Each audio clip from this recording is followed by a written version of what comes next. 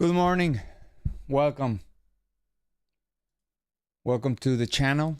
My name is Franco. This is Trading Futures Live. And let's get right into it. We're a bit late. Sorry that I'm a bit late. I had other things going on. All right. So we had Lagarde speaking earlier. That's helping the euro going up. The dollar is giving up a little bit. So Lagarde, very important. She's going to speak again at 1 in the afternoon.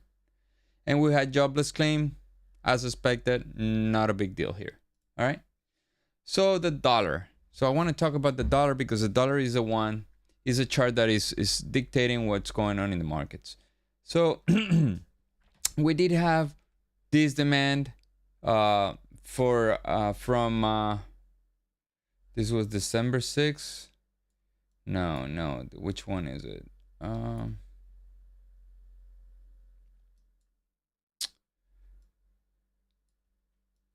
Yeah. This is December 6th. So, if we go to the daily on the dollar chart, here's the deal. On the daily, we came down to this level. We are rejecting, and we're trying to hold this level right here. So here's the deal with the dollar for me. Okay, 30-minute. We did have this pivot. We came yesterday. The dollar has been going on since during the entire week, right? Since Sunday. It's not a very bullish behavior on the dollar lately for the last month, right? So, but at the end of the day, we are gonna find some demand, right? And we're gonna have at least a short-term bounce. Okay, we did have this, right? On Monday, Tuesday, and yesterday we had a down day on the dollar. But for me today, this is the assessment. Okay, so I am neutral bullish on the dollar, right?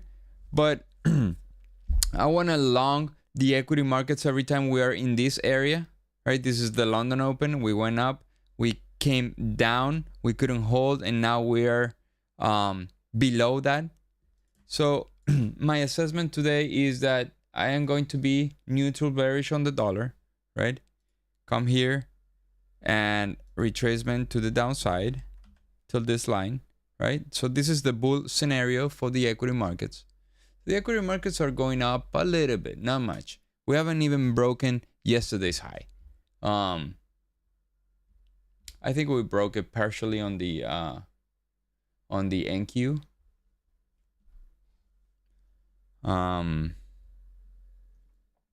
Good morning. But the bearish case on the equity market is this. Bearish case on the equity markets is this one. We go up, we retrace here, and then we continue to the upside. Okay, this is a possible scenario as well. So this is a scenario that is going to make me neutral bearish on the equity markets, right? So very important thing, we haven't broken yesterday's high. Okay, we're within the range still, right? We've been here for 2 days. Tomorrow we do have PPI, so I wouldn't be surprised if we range today too. And tomorrow we might have a breakout either to the upside or the downside, right? So today for me is tradable reactions, no more than 3-1. Okay. Yesterday, if you see my trade yesterday, it was up to 4-1, and my target was like 6-1. So in nonsense for a ranging day. I scaled out, so that was what paid me the money a little bit. Not a little bit. It was like 2.5 hours out of whatever I wanted to aim, right? I scaled out 7 out of 9 contracts that I had. All right, so every time dollar comes to this level, this one is long on the equity markets. Every time it comes to this one,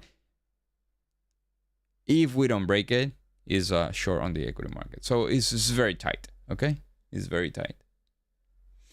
All right, let's go to the bond yields, because bond yields is a chart that is making me a little bit bearish. Okay, Bond yields has been going up since yesterday. Yesterday we did have a collapse, so I wouldn't be surprised if we get to this level, like 356 today. Okay, like here there's not much. It's just a huge drop. There's nothing I can rely on other than these pivots, and these pivots are working so far. But if we break to the upside, like let's say 520, sorry, 3.520, we could get up to 56. So this is a chart that is making me a little bit bearish, not much. VIX hasn't moved. We're still so close to the demand. We haven't have any clear direction other than we have come down and we are hesitating in the demand. And let's see, probably tomorrow is the day when we have a breakout either to the upside or the downside. So this is the daily on the VIX. And by the way, this behavior is not unusual. Yeah, I am slightly to the long bias, so I'm neutral long, but the dollar is trapped. Okay, until the dollar breaks to one side, I wouldn't be so biased. Okay, like I said, we might have a ranging day either today too, right?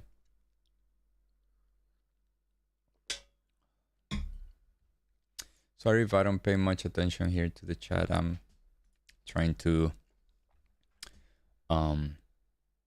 get this thing done. All right. So VIX neutral. Dollar neutral bearish. That make me neutral bullish on the equity markets. And bond yields bullish. That makes me neutral bearish on the equity market. So it's 100% neutral. I cannot I don't have a clear direction as of now. Okay. So let's go ahead and check for crude oil, because crude oil is again isn't the demand. Now this demand is humongous. This demand is massive. It's too big. It's 4 points, almost 3 points, right? It's $3,000 per contract. So I wouldn't say this entire area is high quality. There's probably high quality parts inside this entire area, but since we do see the daily chart on the crude oil, I don't want to lose time. We're still within the demand. Here we did have the rejection. Now we're starting to hesitate. The more time we spend here, more days, the less valid it is for me to continue to reverse prices to the upside. Okay, so the more time it spends here, the less I think is going to just have an upside. It's still within the demand. There are clear rejections inside the demand. Let's see what happens here. We at least need to break this solid. Like we need to close above 75.50 around there if we want to see this demand working again. Okay. Metals, I figure metals are going up. Yes, the dollar is going down. Dollar not so much. Gold not so much. Gold is basically flat. Silver it is plus 2%. Silver is always more volatile, right? Then you have the rest of the commodities. Copper going up. It's been going up since since September. Look at this. It's paradoxical because copper was going down big time, so this is good for inflation, right? Now that it's going up, I don't know. I'm starting to question if whatever the Fed is doing is working out. Look at this. Copper is trying to push higher.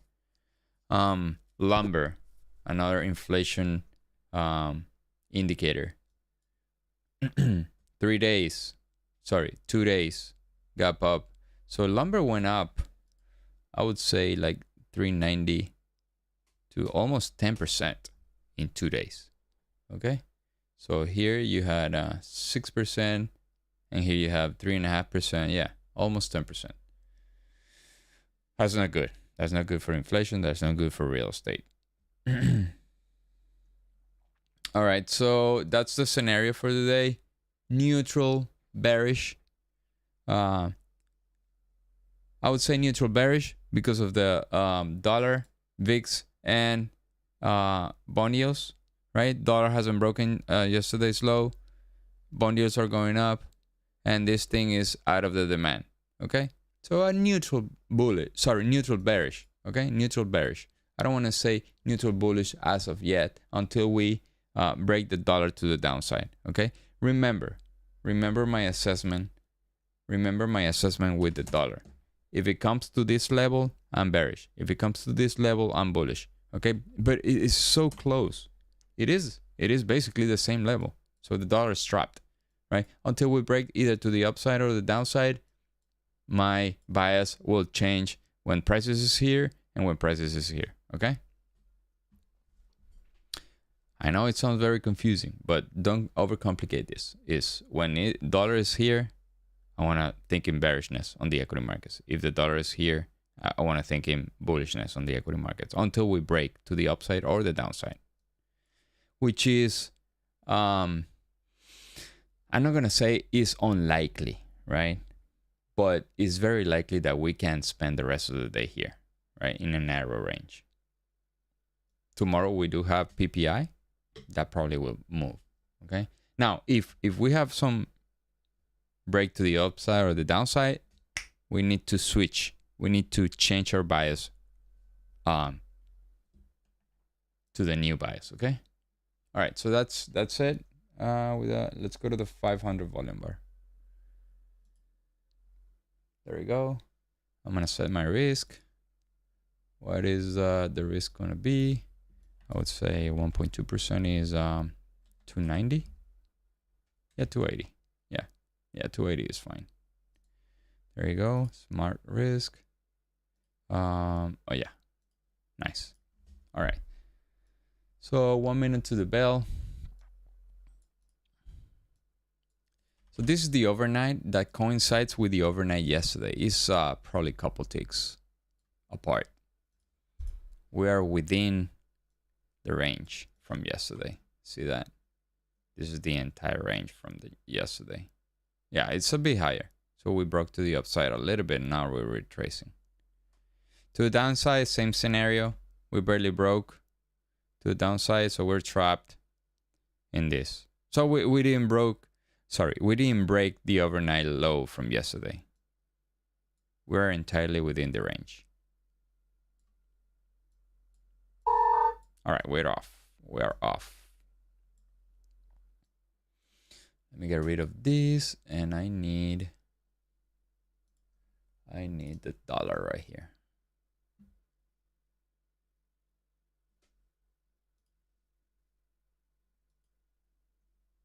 All right, so who of you think the markets will go up from here? Who of you think the market will go down from here? Do you guys have a bias? Or are you guys just waiting to see what's going to happen?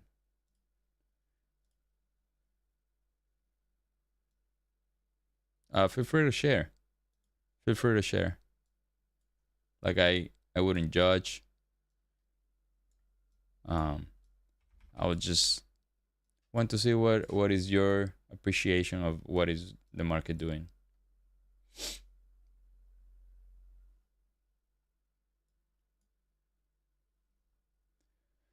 All right, one thing that is very important, rollover is going to happen this week, probably tomorrow or next. No, actually the last day of trading is the 16th.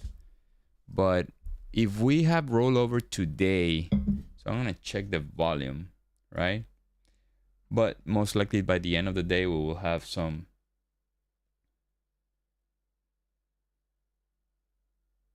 It's like 10 to 15%. 10 to 15% on the ES started to happening already. It's 46,000 contracts versus 270,000 contracts. For those who are trading futures and don't know what rollover is, the contract expires. In the case, in every instrument is different, but in the case of the futures market, it expires every 4 months. Every 3 months. So we have 4 contracts along the year. So we have the March, June, September, and December. Okay. So those contracts expired, and institutions position themselves in a way that they can roll over and keep their positions with other contracts, right? For instance, if you have a TradeStation platform and the ticker symbol makes you roll over 7 days before, like I do have a ticker symbol like NQ equals 107XN. That means that the platform is going to roll over. It's going to put me the front contract 7 days before the expiration, right? In the case of Ninja, they're asking you already if you want to roll it over, right? So not right now. You want to roll it over when the volume is higher in the next contract, meaning when the contract from March 2023, right? In the case of Ninja, it'll be NQ 0323, right? If you're trading Ninja, if you're trading any other platform, they have, letters and a different nomenclature. You need to be aware of the volume of the next contract. So I don't think it'll catch you by surprise. I'm checking them every time. So from that side, you're covered, right? I will say when I am changing contracts. So far, December contract on the ES, and I like to follow the ES, right? I like to see the ES when I talk about volume because it's the highest volume. It's 290,000 against 50,000. So we're good. We're trading until tomorrow, at least until tomorrow, we're trading the December 2022 contract.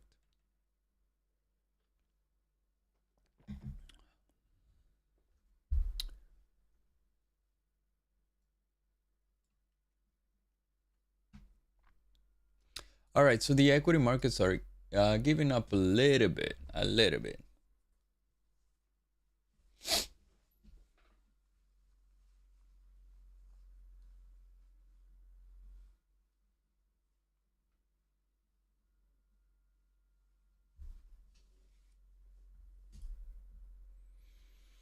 So it's RTYZ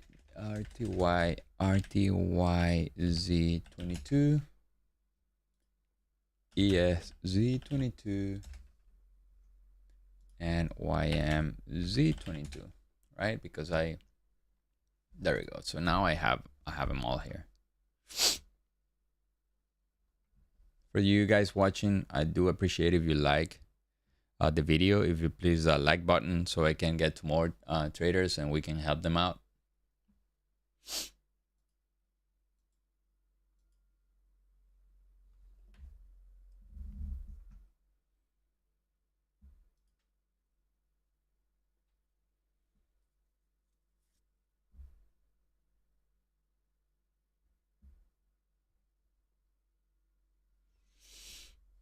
All right, so I want to see the dollar. The dollar is back again at the supply, okay?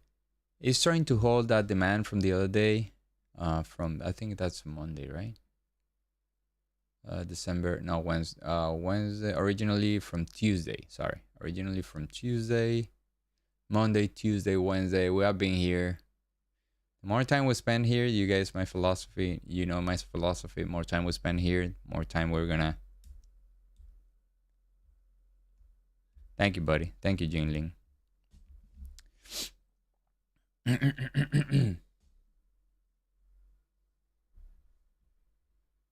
All right, so the market is coming down hard. 7 minutes, one more minute. and is to the low side of volume today. It's crazy. It's crazy. Yesterday we did have a huge volume at the open. Now we don't have it. Now huge volume at the open was pushing higher, and now low volume at the open pushing lower. It's talking to me. Although I don't have any rule per se about volume, I just use it just to see where safe bets are, right? All right, so the dollar is back at the supply. I want to see now if I have any opportunity to the long side. We don't have any more news events for today. We don't have any more news events for today. And I do find this. This is overnight, okay? So I don't.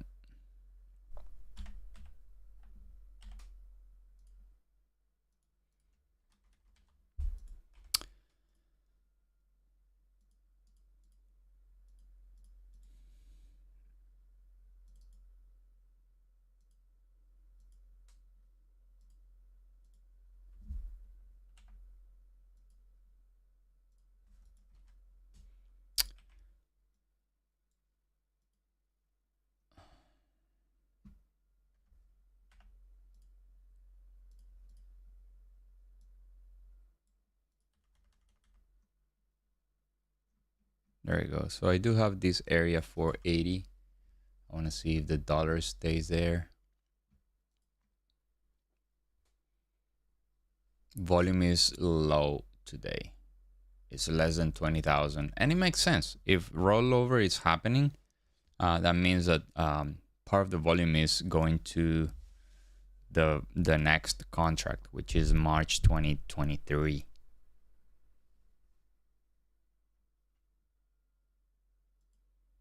So what do we have here? Yeah, I do think always the new bottom is coming after the first bounce, right? R2Y pretty bearish. All of them, but the YM. So the YM is the only one pushing higher.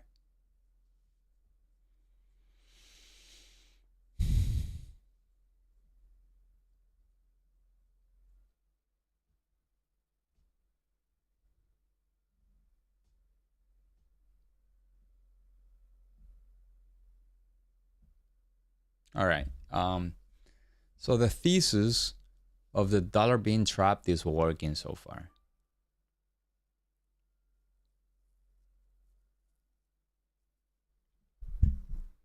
Now, eventually we'll break, right? We can spend probably today,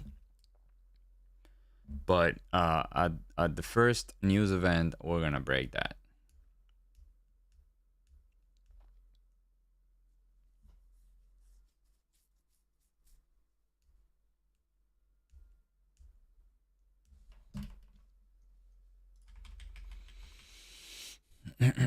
So we do have this. Very good. This is overnight, so that's not very good. Probably this one. Not my favorite. Not my favorite. This one is good.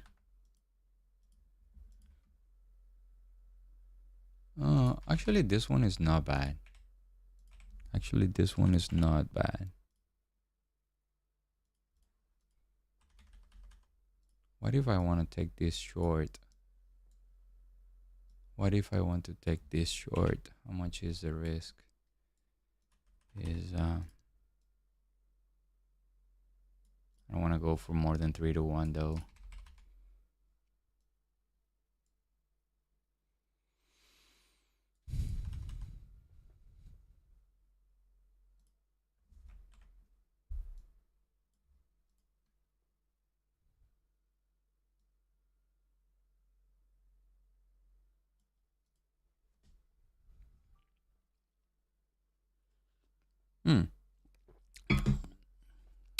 This short does not dislike.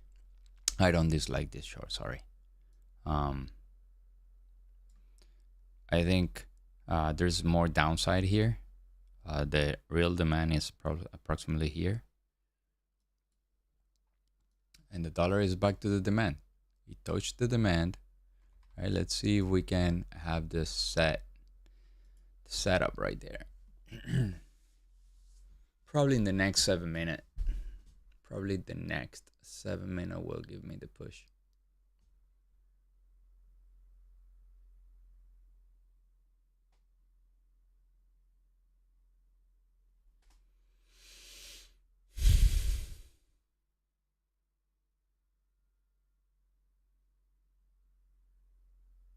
And guess what? If I take this short, my target is not going to be to the absolute zero. It's going to be no more than 3 to 1. Okay, now I need to adjust. This is showing 3.8, but it's going to be actually here.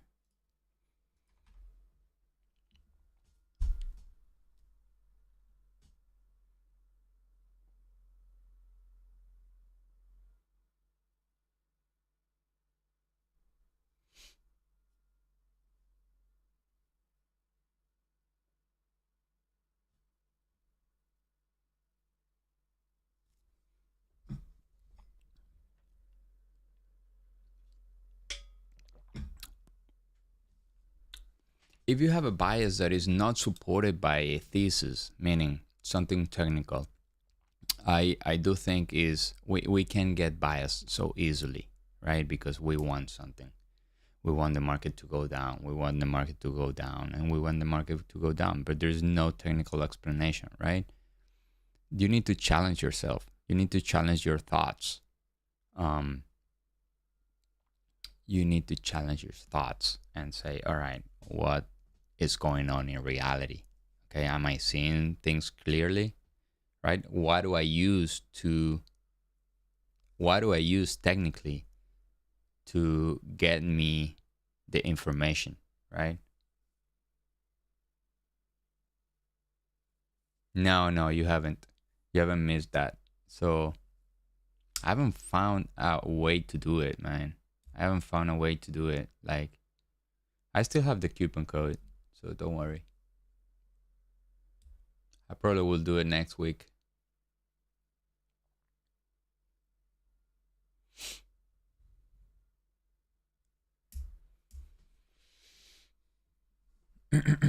All right, so there we go. So it came so shy from my entry, 27.75, and it came to 26.50, 3 ticks. Okay, now I get rid of this. Now I get rid of this, and I'm gonna pay attention to this and where the dollar is and what attitude the dollar has. Is the dollar going to break to the upside? What do I see? Okay. Now coming back to the theme that I was talking about, you need to challenge yourself and say, look, am I seeing things clearly, or I'm just biased because I want something, right? But we could get so distorted with our thoughts and things, and see things the wrong way so easily, right? Especially in trading, it's so random that you can interpret one thing as a real signal when it's not.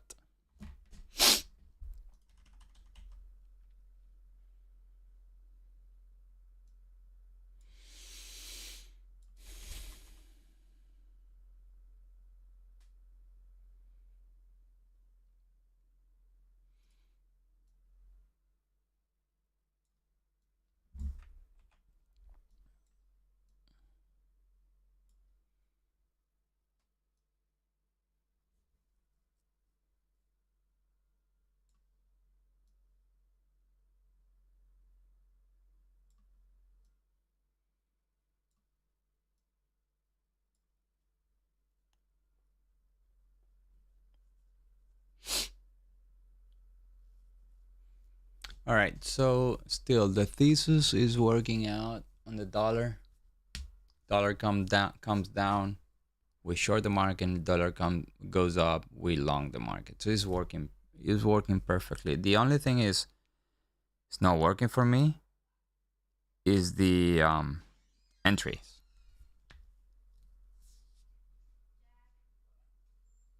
The entries haven't been like, I did have this one, but I didn't.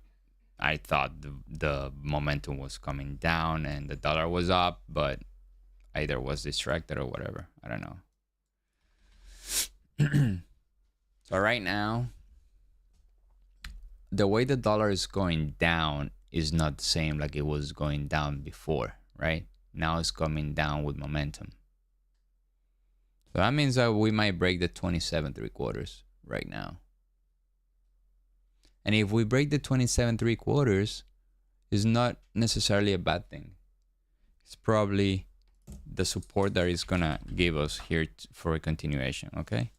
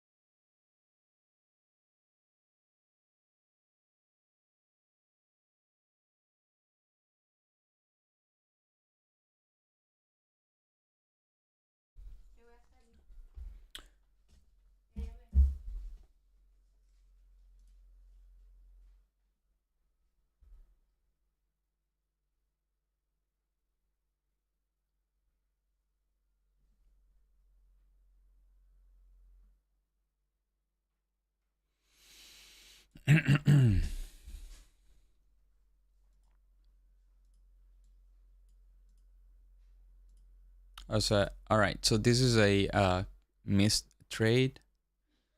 I'm gonna put this on my H1 because this was a pretty straightforward trade. It was a pretty straightforward trade.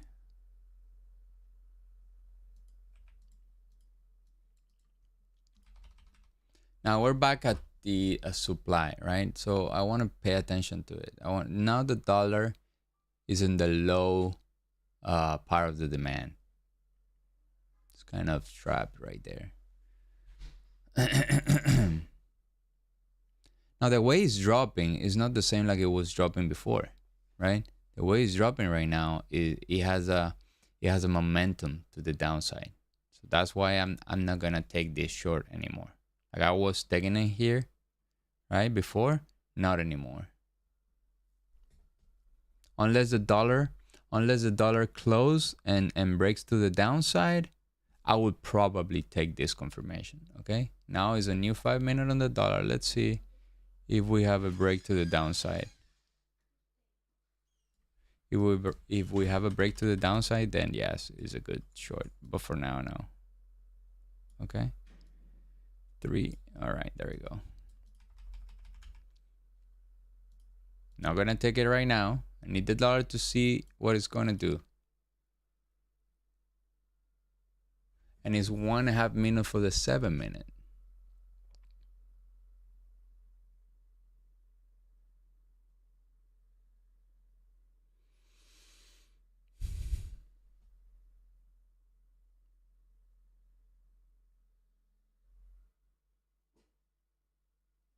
Something of appreciation there.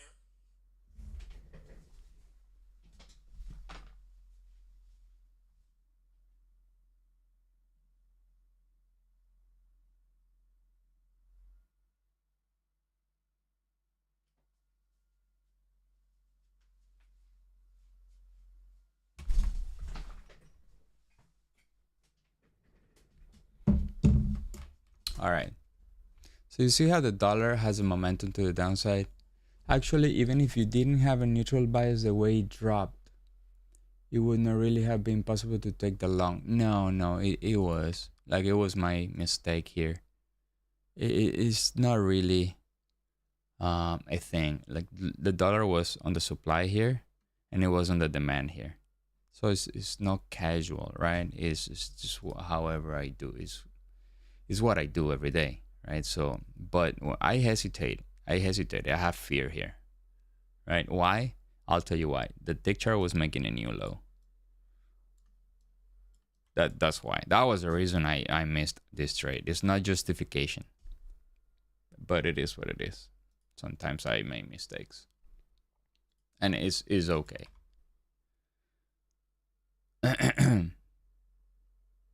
As a matter of fact, I make mistakes every day. I make mistakes every day. I make mistakes every day. I make mistakes every day. And you need to learn how to live with it. All right, so now I do have this 512.30. 512. Let me see. Let me put the snap mode here. Yeah, 512.50. It's 10 points. Not bad. This one won't be anything for me. Probably here.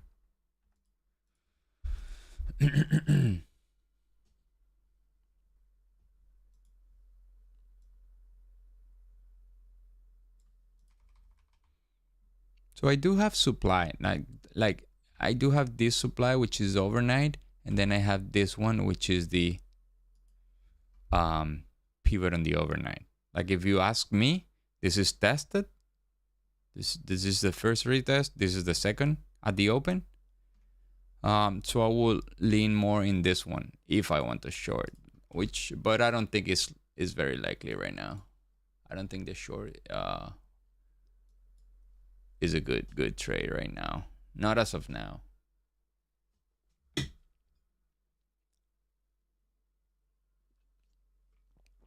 Now, I do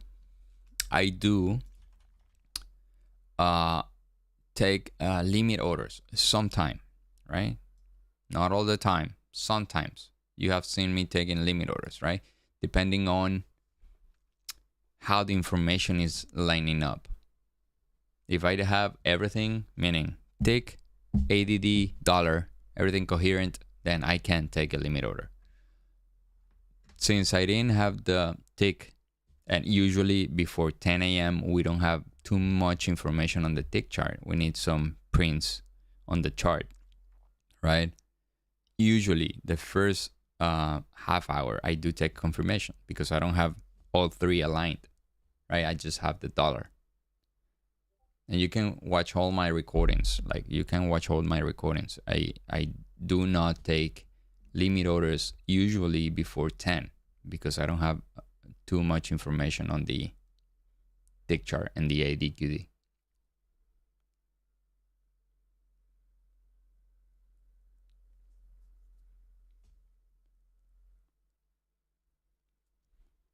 Now, if you ask me, 512.50 is not a bad long.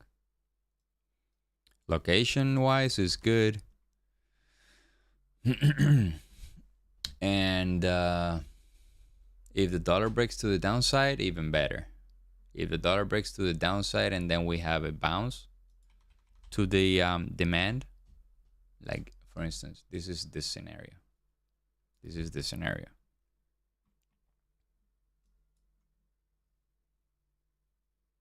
That doesn't mean it's gonna work perfectly fine, but right here, it's gonna take some time, but this is the long. This is the long. Okay.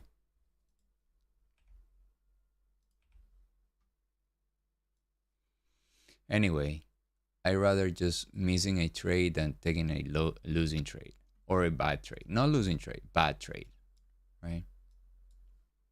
If I take a trade because I want to take a trade, is certainly, most likely, high probability is that it's not a good trade. Not a good trade is something that is not aligned with my plan.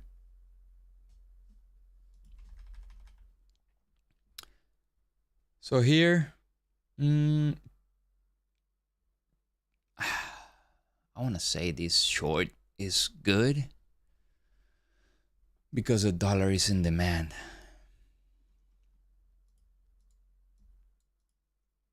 But I'm not seeing it like that. The tick chart is just spending a lot of time on the opposite side, on the positive side, and although is there we go.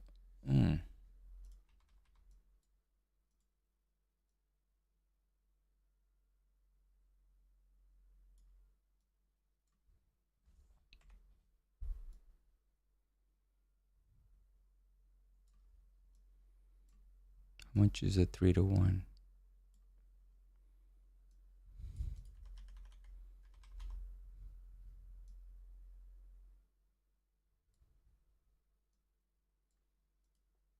All right, so the dollar is coming down. Let's see if we can take this.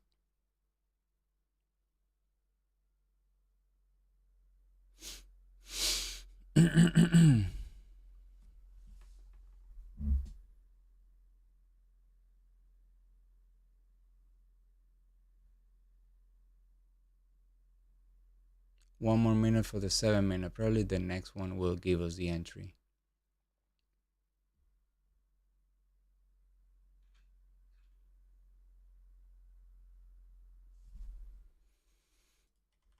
So the dollar is dropping. That is one thing that is dropping with momentum. So it's 1.5 more minute for this candle to close, and the 7-minute is 30 seconds. So let me see here. What will be a good? So here's what I don't like: the risk and reward ratio. Here's what I don't like, because I do have this first before my target. Right? So I need to find a way to narrow this. Need to find a way to narrow this.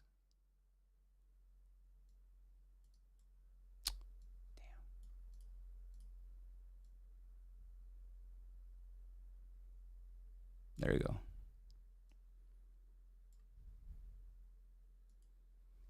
Order submitted.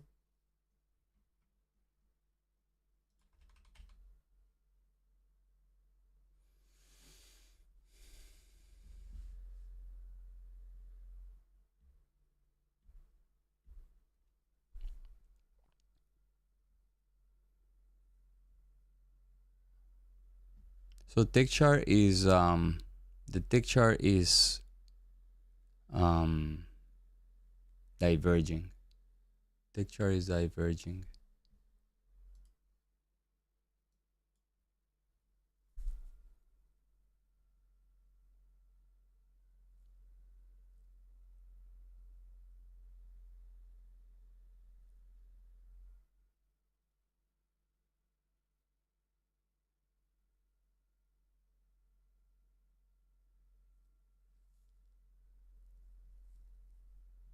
Oh, there we go. This trade is gone. Order canceled. Tick chart is diverging big time, but I don't have anything to the left here. I want to see if I have something to the left just telling me, look, this is a good, there is a good area from where to short, but I don't see anything. What time is this? 12, 11.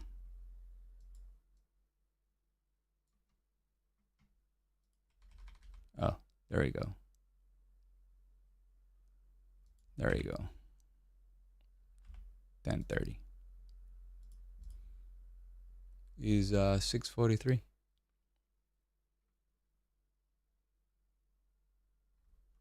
This is the one.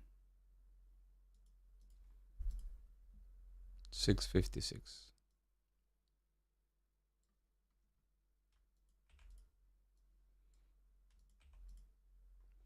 Or unless something is created here, or 5:12. That's what I'm thinking right now.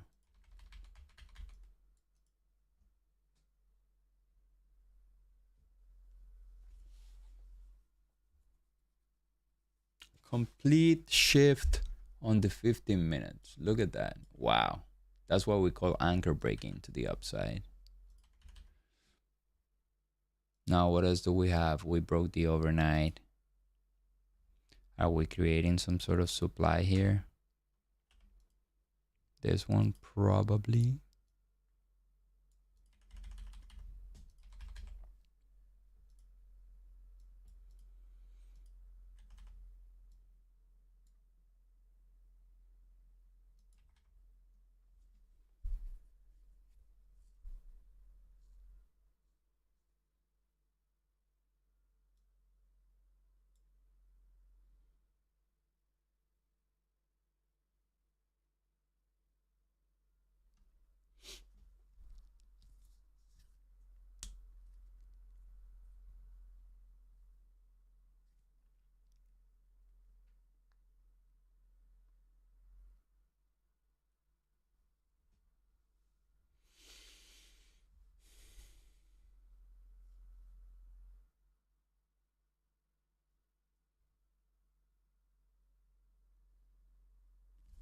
See if we can come back to this level.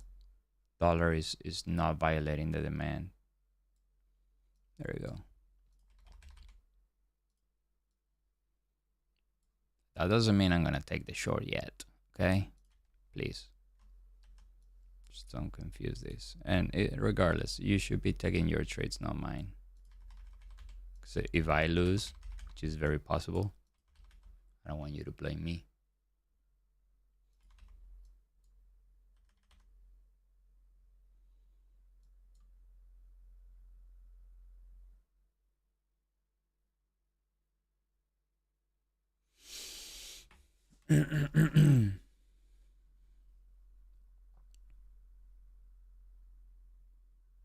So tick chart is diverging big time, big time.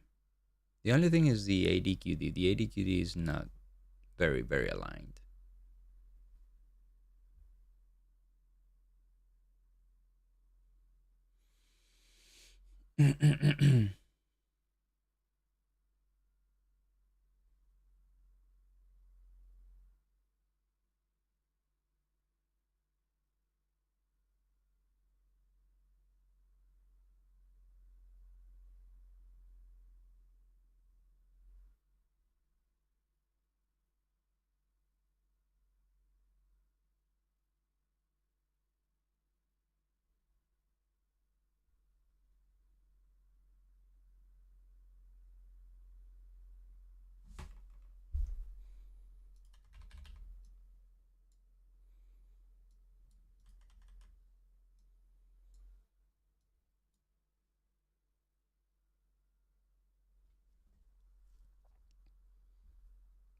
So cannot take this trade until the next minute, which is the next 7 minute, okay?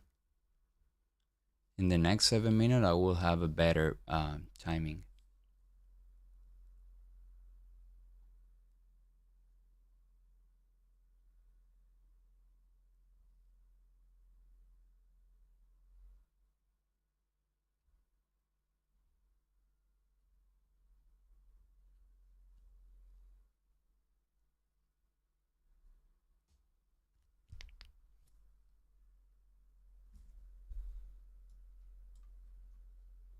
Still diverging big time, the tick chart. Big time.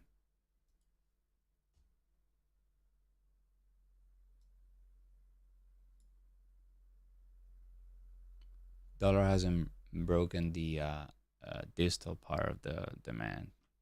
So this is gone.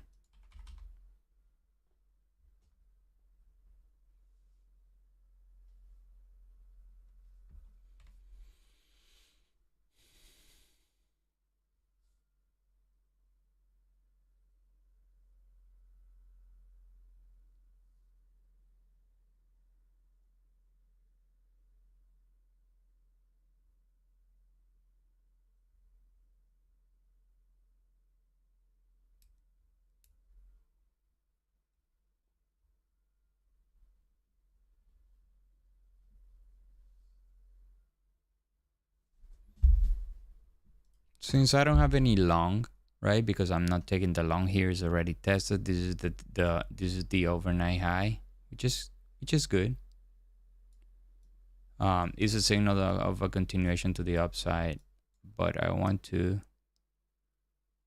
There we go. So here's a trade here on the. There you go.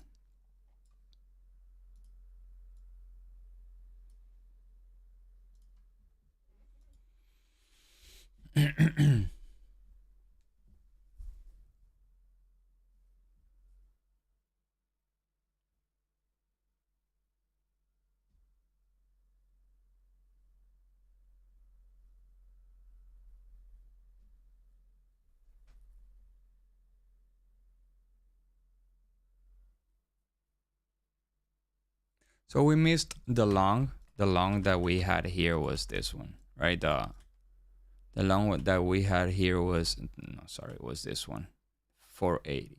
480. Now it's 200 and it's almost 200 points. It's 150 points up, which is fine. We missed it. We need to embrace that we make mistakes. That was a very takeable trade. It was not an illusion.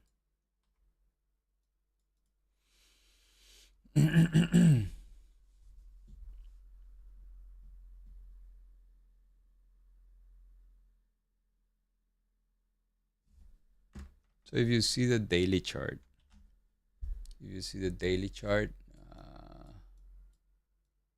it's a very nice break. It's a very nice bullish daily candle engulfing previous day, especially on the RTY. Especially on the RTY.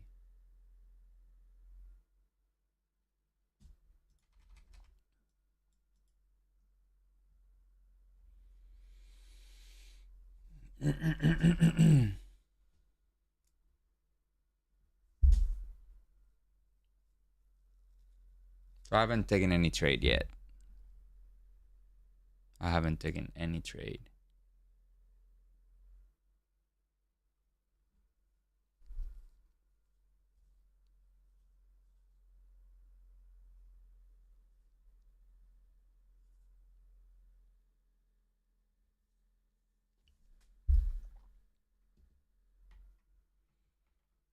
Probably the dollar.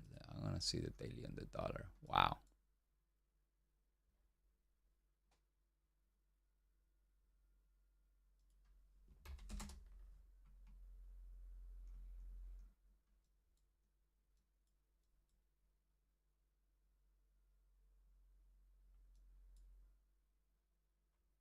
So is it if the dollar reaches 477, 104.77, that's a good breakout and retest setup right there.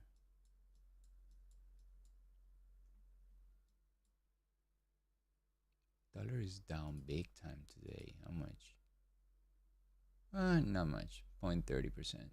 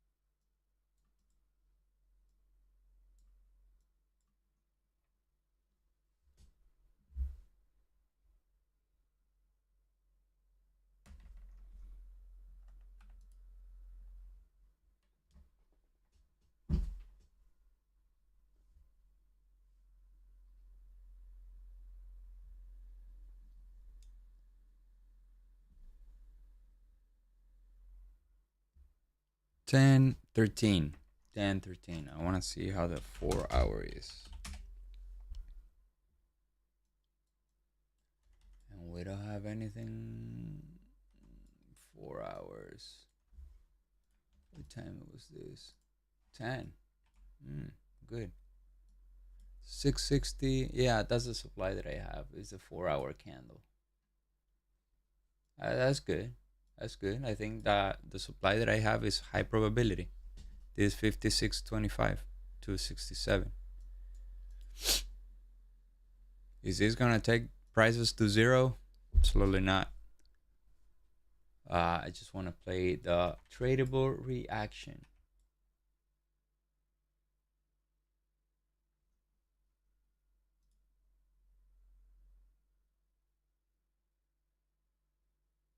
Consistent divergence on the tick chart for the entire day. Since the high was created at 954. So 954 is here. Look at this. It's a huge divergence. I would say 100 points. So those are the divergences that create exhaustion on the market.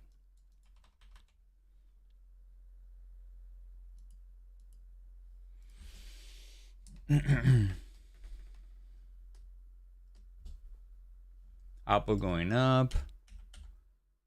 Microsoft.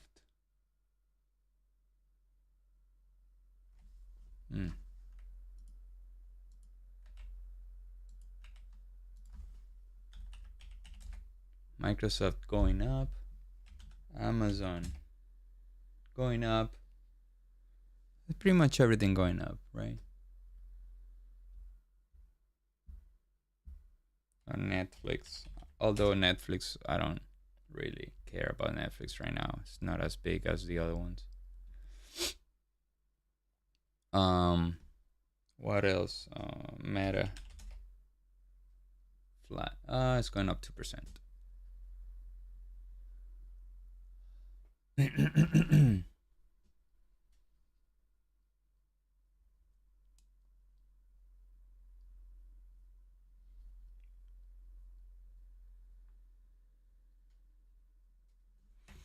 I do have this. This is a demand that can work as a bull bear area for me. This one. This can work as a bull bear area.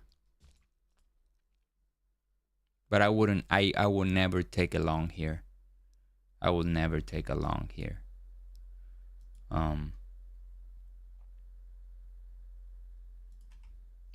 Although it works for like I've seen them work, but I don't feel comfortable for my psychology just to buy up here.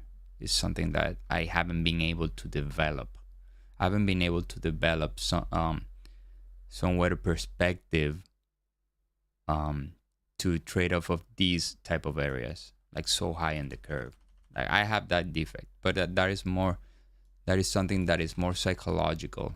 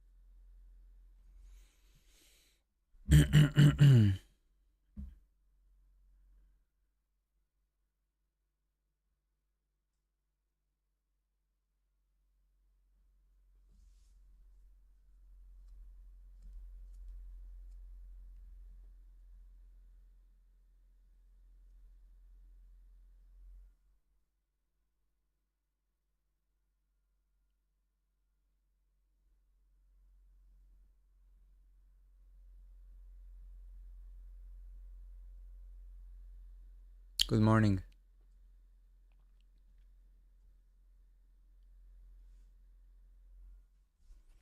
I haven't taken any trade. The one that I had, completely missed it. 420, two alongside. Um, wow, Tesla is flat. Actually, it's negative. What is going on?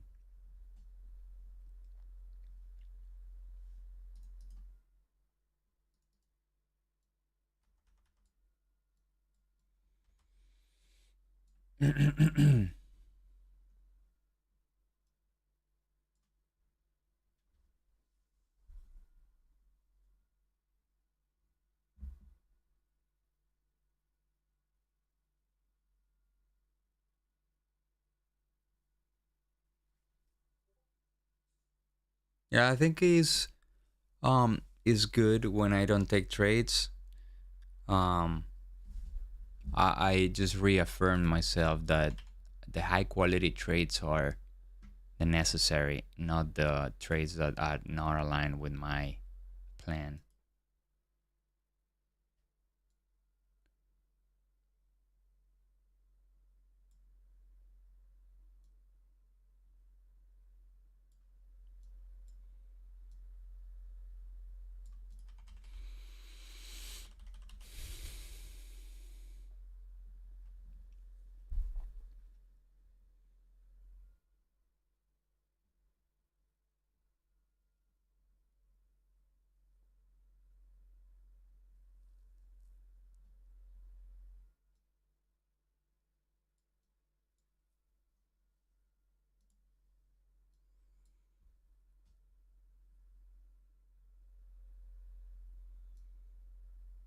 If this one does not give me the entry, I do have 56.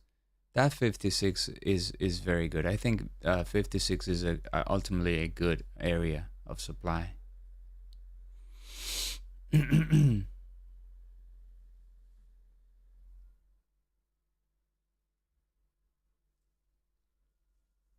And it might take us an hour or two to get there. Who knows?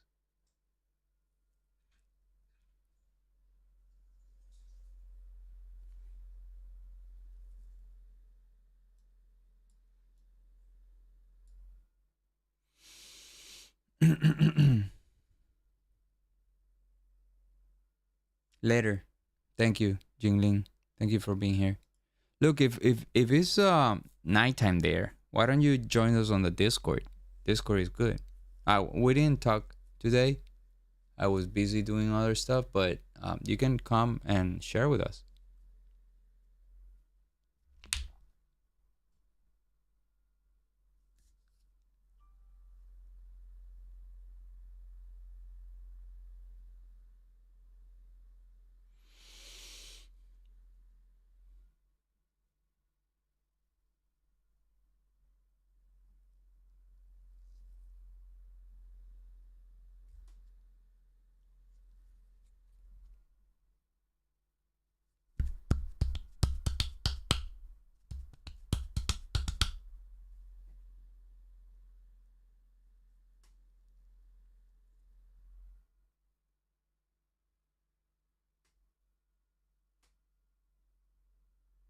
Oh, you have there's a voice channel. There's a voice channel on the I cannot walk you through, but I made a video. So go to watch that video. It's not complicated. Did you accepted the terms? If you accepted the terms, there's a voice channel that you have access to. In that voice channel, you can share your screen. I can share mine.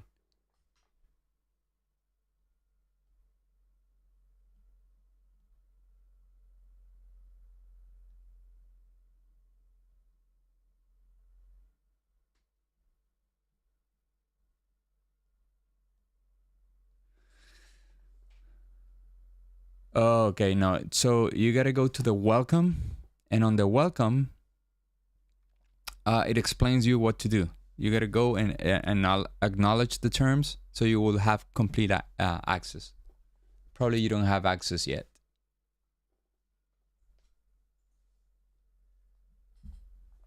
Yeah, watch the video. It's just not complicated. It's a bit confusing, but Discord is like that. I don't know why they made Discord so confusing, but it's a phenomenal tool. All right, DJ Dr. HJ says, I used to trade everything I saw, though I was patient person being I was when playing poker. Just played to the GTO range, pre-flop. But with poker, I just had to wait minutes, max online. Or yeah, I know. Yeah, here's. But sure. All right, Jinling. See you tomorrow. But if you try to find a benefit of you waiting for the right trade, if you try to find a benefit of you waiting for the right trade to your main goal or your purpose of your mission, right? Like I said yesterday, how my current state of mind helps me achieve my goals, helps me achieving my goals. I think that's very powerful. All right, so there we go. So it's 7 minutes. We're about to take this trade. Still, market is. All right, so I do have an order there. Let's see. If it works, fine. If it doesn't, fine as well.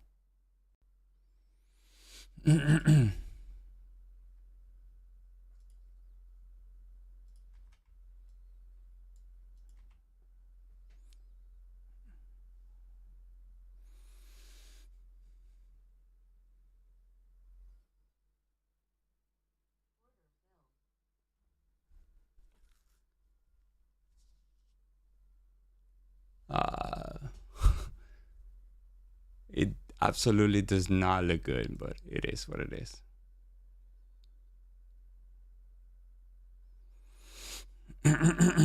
So a lot of buying right there. The dollar is coming down, which is not bad, but there you go.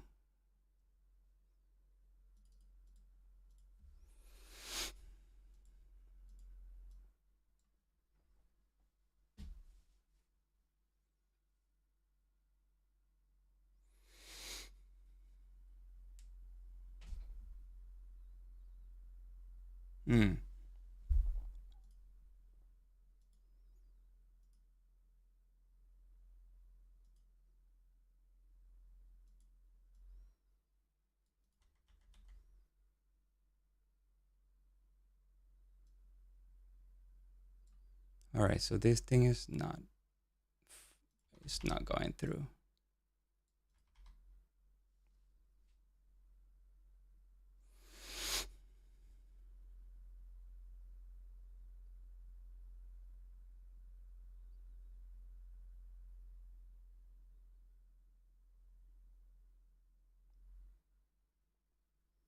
All right, so a lot of buying right there. I don't want to do some stupid things and move my trade, but I do see a lot of buying. So I am 1-to-1, so I'm going to move my stop. Am I? Yeah. All right, so I'm moving my stop. And ooh, wow, that's not good.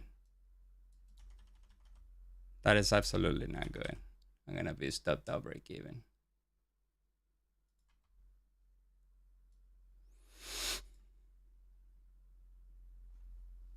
Let's see if sellers can make it. Like we were already 1-to-1. All right, it is what it is. Although tick chart is at the 0 line. That's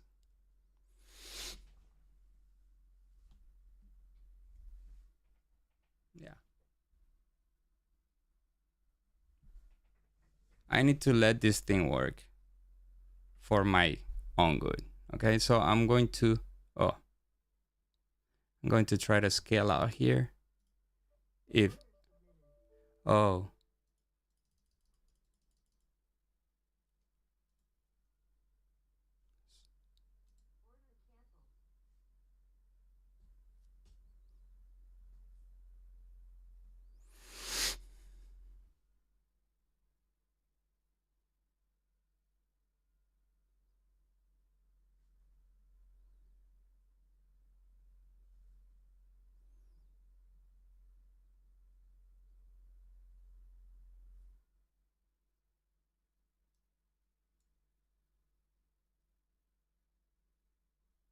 all right. So I'm going to scale out here. Probably 10.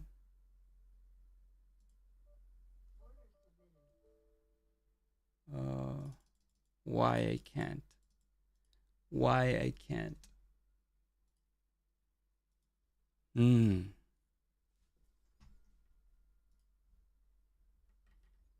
So I need to figure something out here because I am not.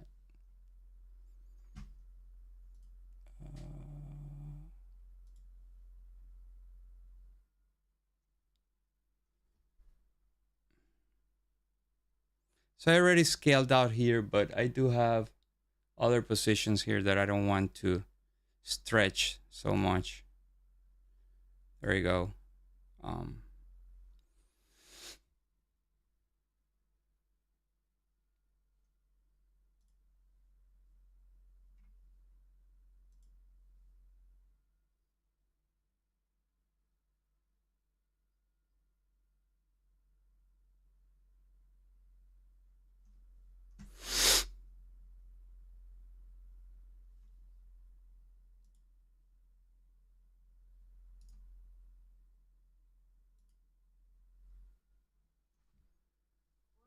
Oh shit.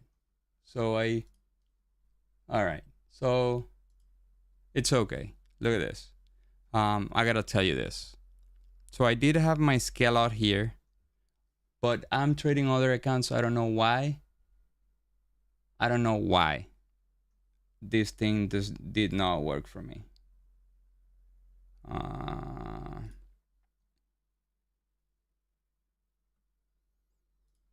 So I'm still in shock because I had to flatten out everything, right? So, and I did flatten out because I need to look. I need to confess to you, I'm trading 11 accounts at the same time, right? And it's not easy because those other accounts, they have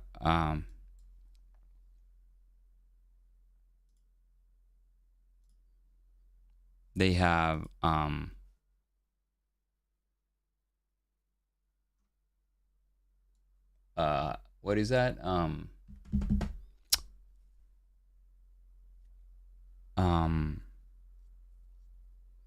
Dynamic shit. Dynamic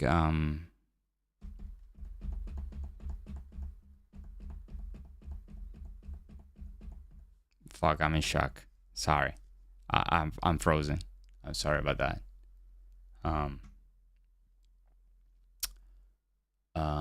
What is that? Oh my god, how do you call that? The trailing stop? Yeah.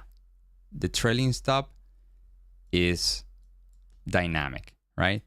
So figure this. If I wouldn't have closed my position here, right? And this is just my account, right? But I have 10 more other funded accounts, right? I did have a lot with Apex, right? I do have 8 Apex or 9 Apex, right? And my target was up here. My target was this one, right? But I know this is a interesting area. So my scale out was here. Remember that? My scale out was here, right? Now at the end, when I came here, I wanted to scale out, but for some reason, my other accounts were not letting me to close, right? Why? I know why. Because, oh no, I don't know why. So I need to call them. I need to call them and ask them. I need to call them and ask them, right? But look, at the end, it worked for me. I capitalized on this. The collateral damage here is that this stop, I needed to scale out here, but it didn't let me scale out on the other accounts. That's the reason, okay? So I need to learn how to do that though. But the good part is that I made, I'll tell you how much I made. I made big time money. I made big time money. So 1,230 times 9 plus 455 plus 1,500. I made $13,000 in that trade. There you go. These are all PA accounts. These are all PA accounts. Okay.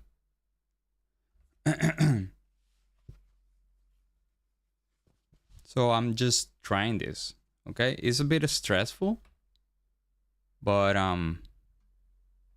yes. But it's good. I just need to get comfortable with it. Okay. And I was a bit nervous because I just started these accounts. Okay, I got the UProfit one up and the other one's in the other computer. So they made me more money, but I'm taking like smaller risk in those ones. I'm gonna go check them, by the way.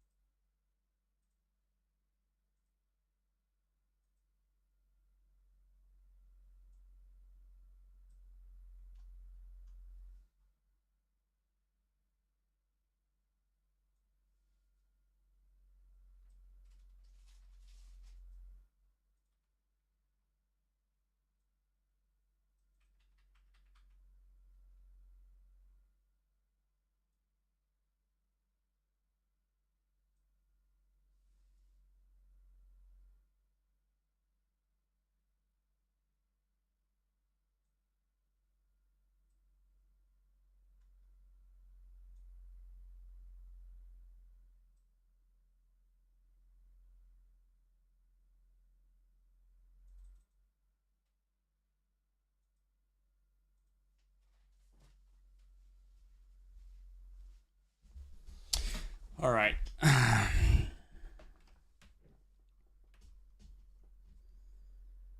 All right. So, that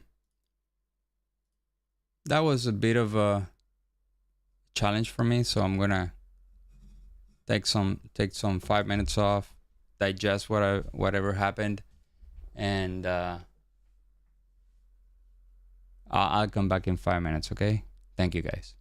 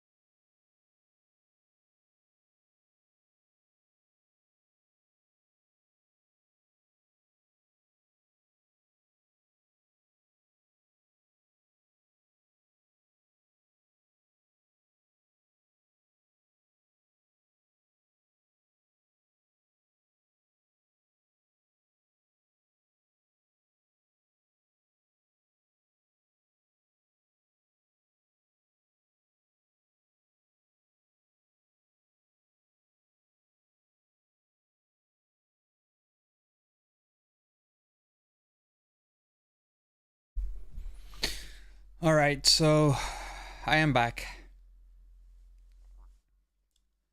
This is a pretty nice level. I do think this is a very good level for it to cause a reverse. But we need to see follow through. Okay, we need to see follow through. Probably the first time you get in here, it's not the best one, right? See that? Now every time we come back to this level, it's important. It's important. I do think the real level right now is this one. So this is the one that it needs to hold if this thing is gonna go up, right?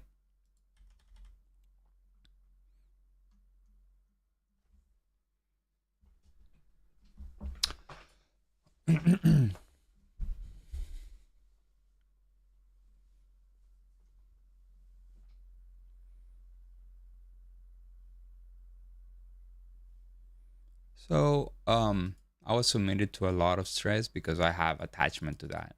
What happened now? But day trading shouldn't be very stressful. So I need to get more comfortable with the uncertainty. I need to get more comfortable with the uncertainty and embrace it.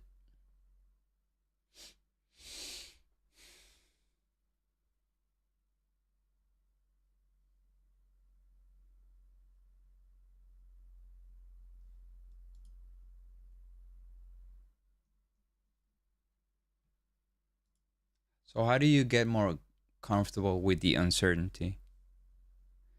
I do volume bar. So it's 500 volume bar.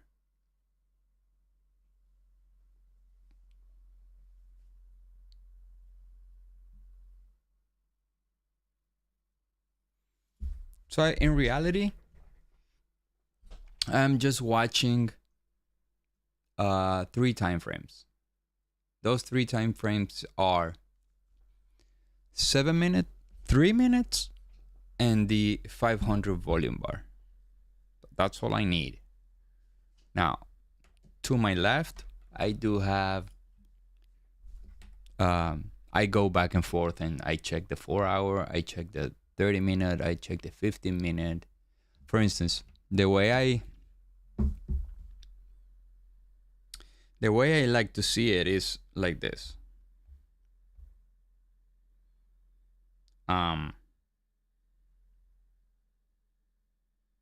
The way I like to see it is like this.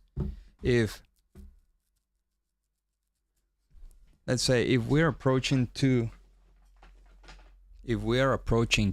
the I don't know 2 in the afternoon, right? Which is not the case, but always 10 in the morning.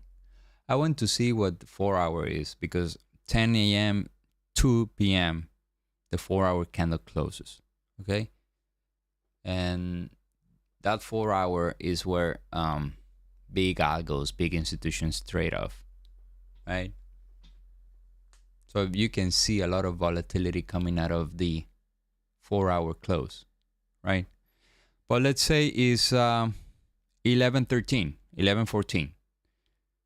I want to go to the 15, right? Because it's about to close. I want to see what price pattern, what candlestick pattern is making on the 15 minutes, right?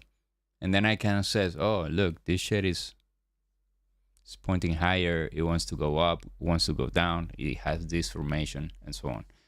It's creating demand or supply, right? Remember, we're trading probabilities here. It's just a guess. At the end of the day, we don't know what's going on underneath the price behavior.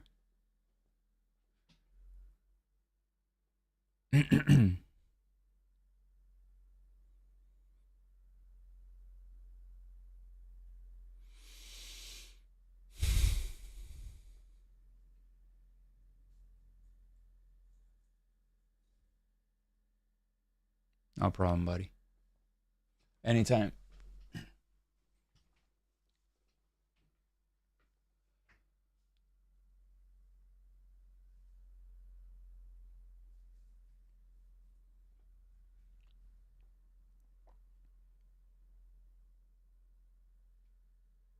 Now, is the short the highest probability?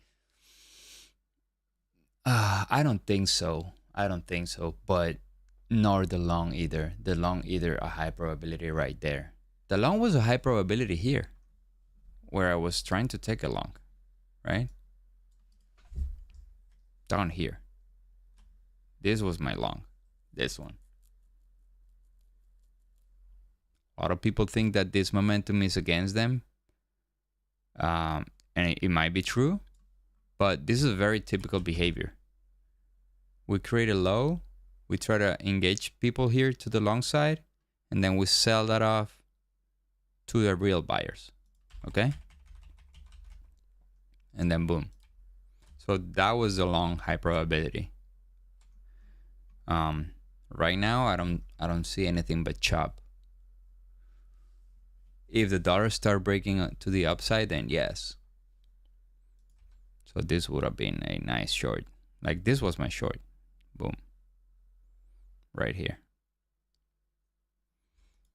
And I just need high probability, high expectancy trades. So I was fairly close to the 3-to-1. Look at that.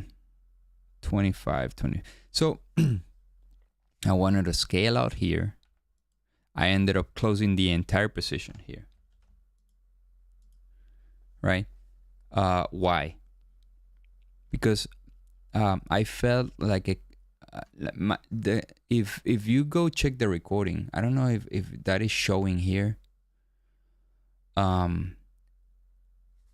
I had other accounts, right? And I had here, I think, 12 contracts. I had here 12 contracts in my main account. But on the other accounts, because they're funded accounts, I'm taking more risk. I'm taking twice as much risk as in my main account, right? So I'm trading 24 contracts.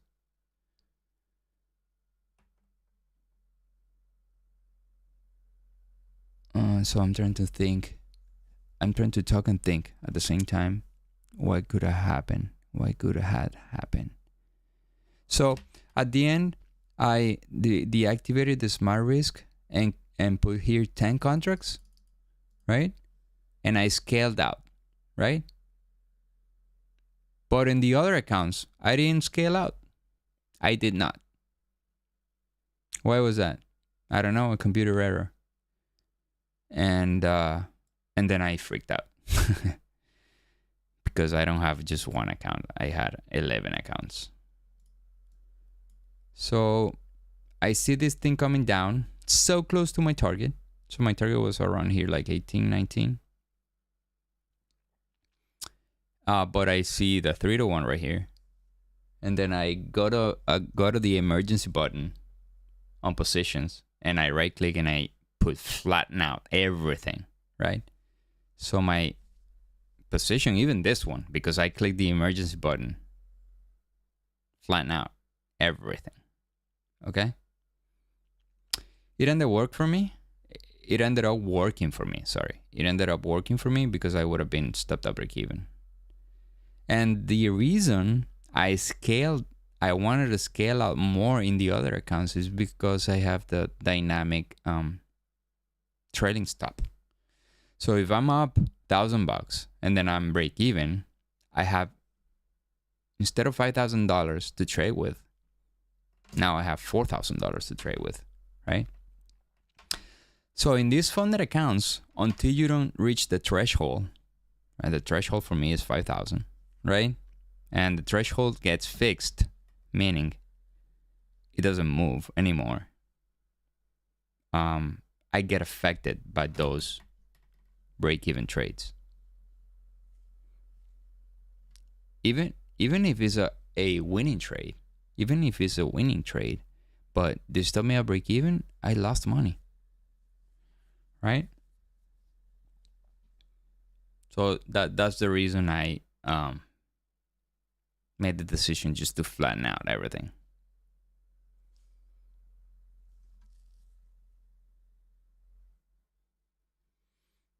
because I need it. I needed to scale out because I know how this account works. These accounts need to be as close as possible to the equity peak if you want to succeed trading those accounts, right? It's different than my account. For instance, I have the UProfit account that could have gone to plus $2,000 and then to break even and not being affected because I have the pro trailing stop, so that I was not worried. I was worried about these Apex accounts.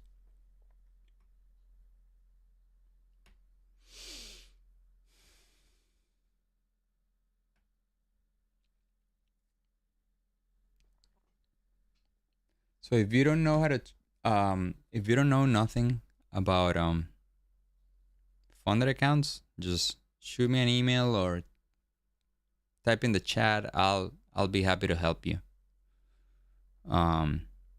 With my experience, obviously, I have a limited experience, but so for those 17 watching, if you like what I do here, please press the like button so we can reach more people.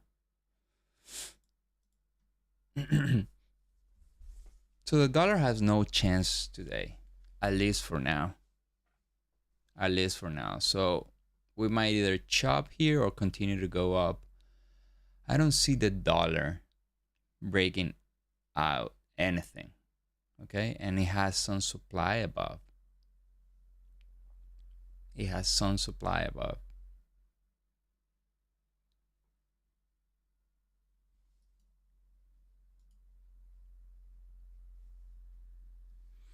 Now, one thing that was screaming short was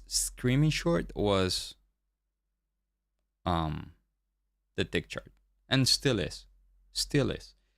Even with this high, it didn't make a new high. It's making consistent lower highs. So we could have, I don't know if I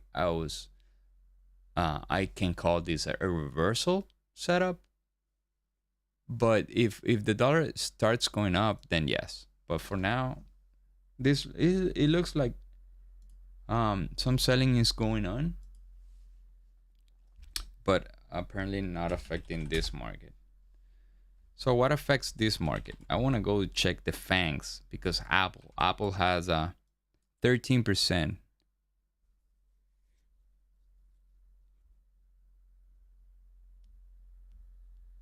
What happened, brother? Well, why we haven't been here? I haven't seen you on the Discord lately.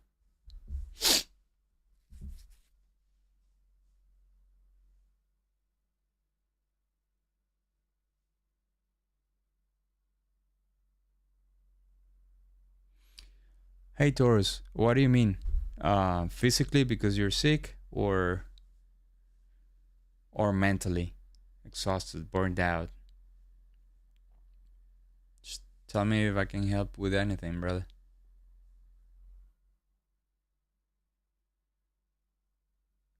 Oh, okay, cool.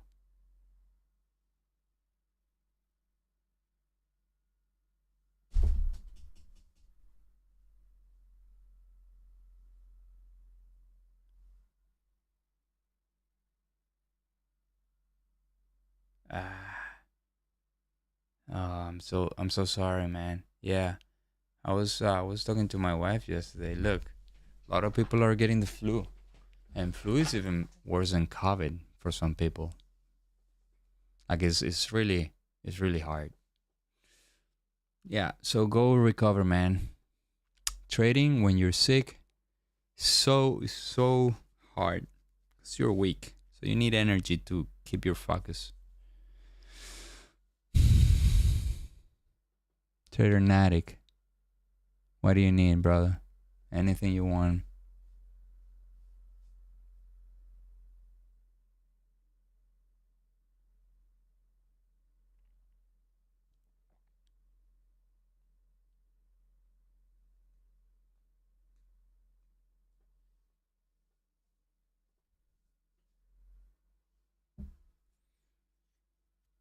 You want Brazil to win the World Cup? I can give you some words.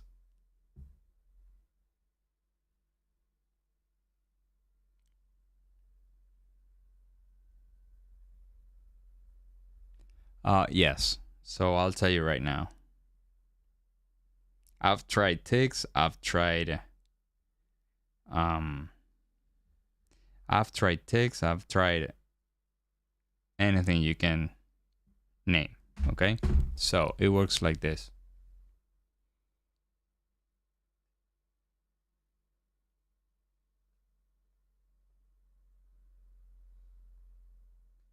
Nice. Nice. Yeah. Go sleep, man. Recover.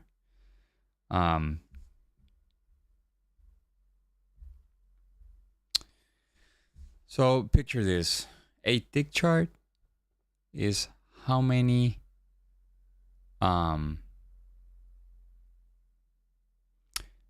transactions are made in one tick, right? For instance, let's say the price 11,630, right? So regardless of the volume, right? Regardless of the volume, is how many transactions were in that point. For instance, if I have two contracts, right? And I have and I'm buying, and I have a seller matching those two contracts, and I bought at 640 to the tick, that is one tick. That is counted as a one tick, right? Regardless of the volume. If I match a seller with 4 contracts and he sells me 4 contracts at that one price, that is one tick. But if I have 4 buy orders, if I have 4 buy orders from 4 different buyers, right? That's one tick. That's 2 ticks. That's 3 ticks. That's 4 ticks, right? So that accounts for 4 ticks, 4 different transactions. Do you follow me, Trader Natic? Right? Regardless of the volume. If I have an order to buy 10 and I have 3 different sellers that match that order, those are 3 ticks. Okay? 3 ticks. Whereas volume, the one I use, is more straightforward. Is regardless of how the transaction was closed, if I have 2 sellers or buyers matching up, or 5 or 1, it's just the number of contracts that are being transacted, right? If I am buying 20 contracts at 640, that's 20 contracts, period. Okay? That's a 20 volume. So each candle I see here is 500. So in this candle were transacted 500 contracts, sorry.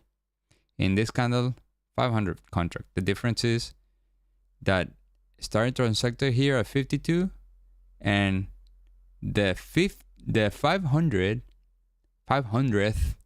contract was filled here at 640.75, right?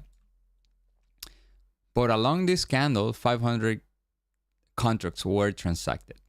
So for instance, it's easier to appreciate where the high volume is. If you put a horizontal volume, you can notice, let's say this is the only thing we're looking for, right? So that we're looking at, sorry. This is the only thing that we're looking at in the chart. So you can easily spot where the high volume is, and we can prove that. I can say like here is a little bit, right? But here you have a big chunk. You see that? So 1, 2, 3, 4, 5, 6, 7, 8, 9, 10, and all these 500. All these 500. So if I go and I put here the volume, look where the higher volume is. Yes. Yes.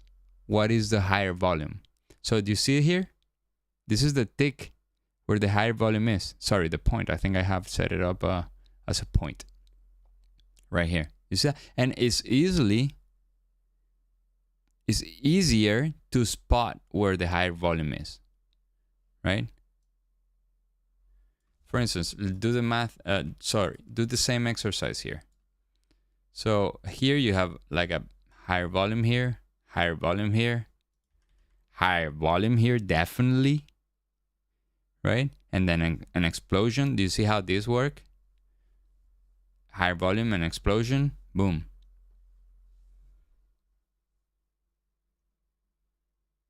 Higher volume here, concentration.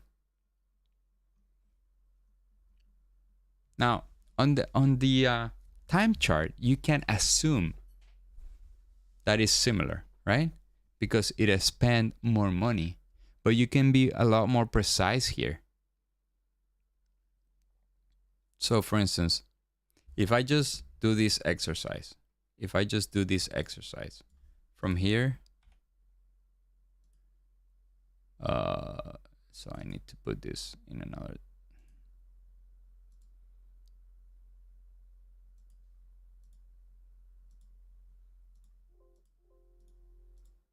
All right, so if I do the exercise from here to here, right? And I count, and I want to see where the higher volume is, either here or here. So I can go 1, 2, 3, 4, 5, right? 1, 2, 3, 4, 5, 6. So here, and here, volume is different, but it's similar. But what if I bring it here? 1, 2, 3, 4, 5, 6, 5, 6, 7, 8, 9, 10, and then 1, 2, 3, 4, 5, 6. So I know the higher volume is here. So let me put this, and then we're gonna put the. All right. So you know that the higher volume ought to be around this area. Okay. And let's do the exercise. Control 3. Boom. Do you see that? Do you see how you can tell, oh, this is the higher volume. See that? Higher than here. Okay. So those are things that I look at when I'm finding supply or demand. I want areas with volume, right? And rejection.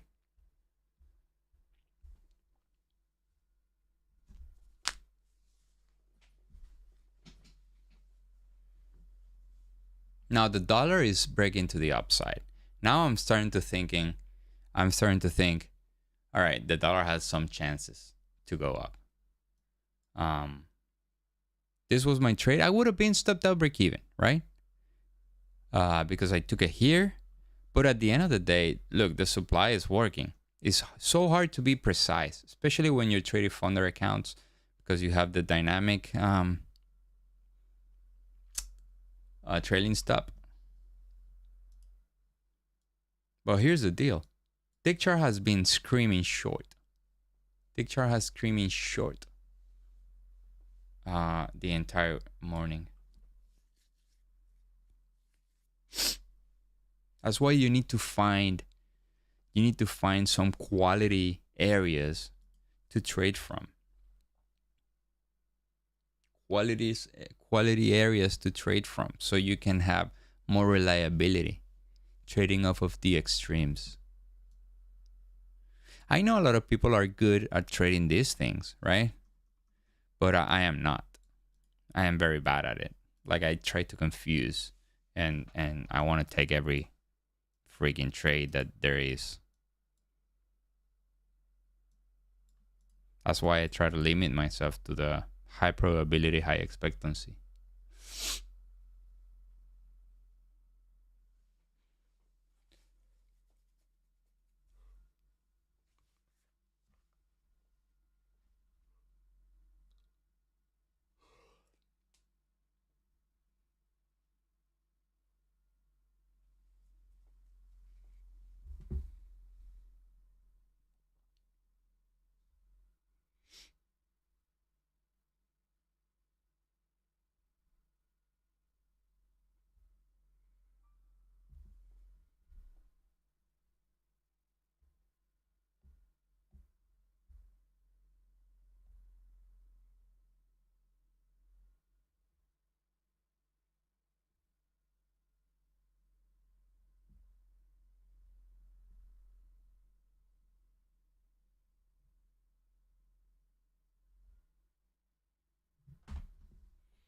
All right, let's go back and check on the volume for the rollover.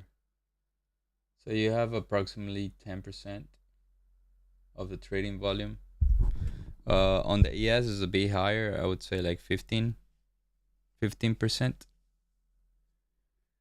Tomorrow is going to be a tough day if we want to trade. Um, rollover most likely happen tomorrow. We will have more like 50-50 volume.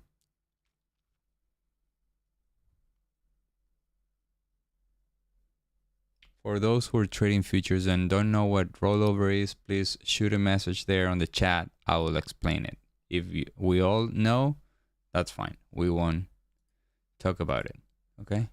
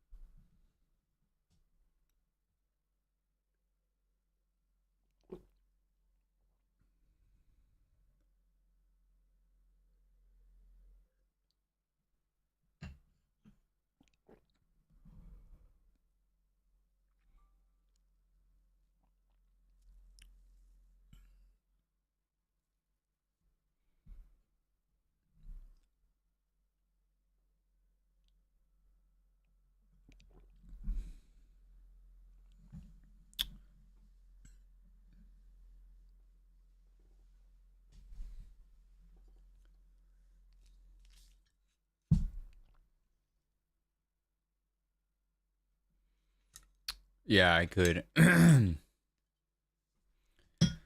So rollover. Do you guys know futures market? Futures market is a derivative, right? From the spot market or the cash product. So the cash product in this case is stocks, right? So futures is a derivative, right? It derives from price off of the whatever is going on the cash product, right? So the ES in this case follows the SPX index, right? Or the SPY ETF, but it's more the SPX, right? But let's say the SPY makes a lot of sense too because it's a cash product, is an ETF that is traded in New York, right? And SPX is an index of 500 companies, right? So they put together, they make this basket of 500 companies, and they get this index, right? Called SPX. So the ES futures, the S&P futures is a derivative, right, of those cash products, right?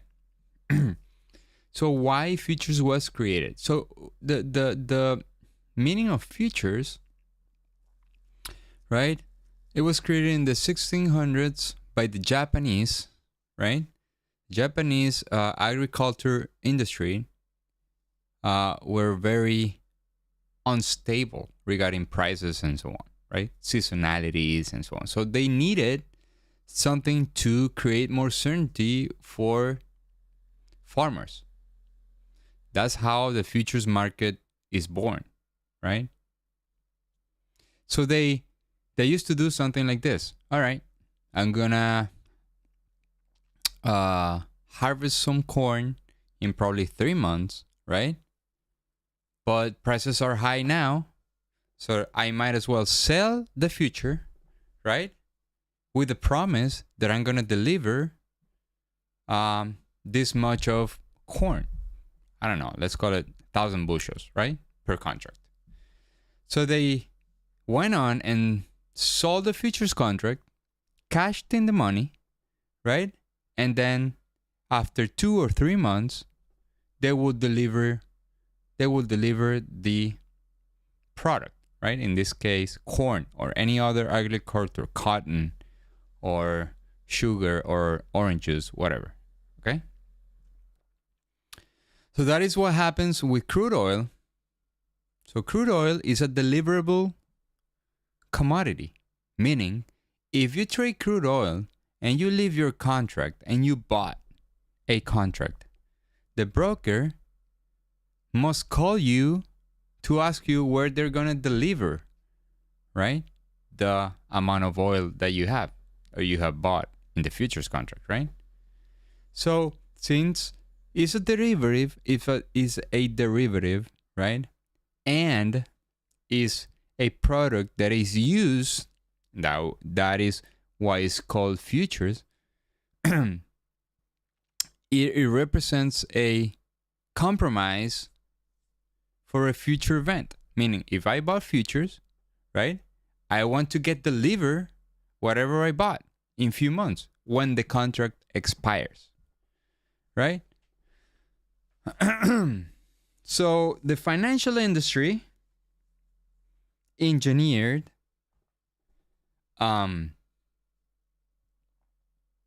this instrument, right, in order for them to hedge, right? To hedge portfolio, meaning if they have millions of shares in any company, let's say Apple, right? They have millions of shares and they want to sell millions of shares. That will drop the price, right? And they will lose a lot of money trying to sell those to buyers. So what they do is they sell the future, right? While they still holding the shares, they sell the futures. And when they sell the shares, these shares are this price is dropping, right? While this price, which is the future, is dropping as well, but this one is making them money and this one is losing them money. So they're trying to balance their position, right? So that's the other use for the futures market in the financial industry, right? They use it to hedge. Airlines, they use it to hedge oil prices, so they don't have to raise prices or lower prices every time crude oil goes up or go down. So they they somehow limit the volatility on seat prices on the airline, on flights, so people don't get the downside, right? Or having prices up, have prices down. So it's pretty much stable, right? So with that, they need to roll over. They need to get the delivery. So, and how do you get the delivery? When the cut day is up. Meaning, if I'm harvesting corn and I need to deliver that in 3 months, it's game over. I either deliver or I give them the money, right? So you need to have an expiration for that.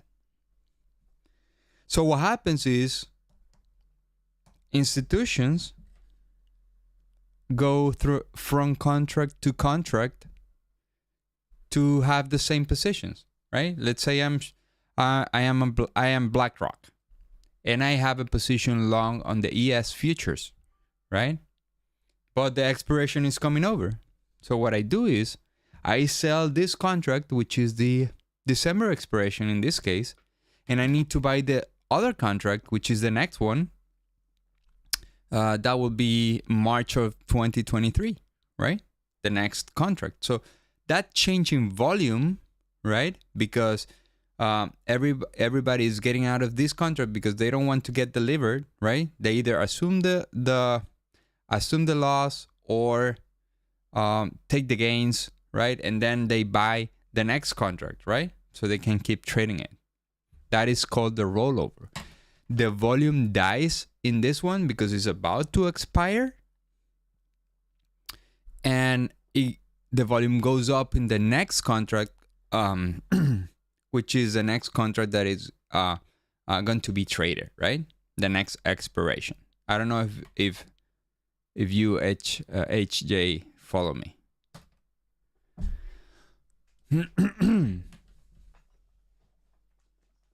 So for instance, if I am an airline and I don't want the crude oil to be delivered because that's not my business, right? But I still think that the price will continue to go up, right? What I do is that I sell the the actual contract, and I go and buy the front contract, right? So I can balance and keep my positions running. Okay? So here's the caveat. For us, doesn't matter what are we trading. We're trading the contract that has more volume. Okay? So we need to be aware which one is the contract that has more volume. And that contract is the one that we call the king. The one that has more volume. So let me demonstrate this to you.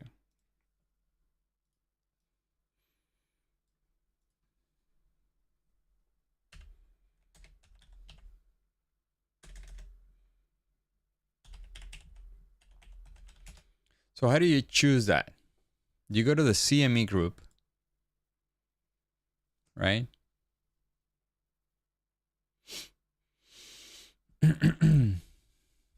You go to the CME group,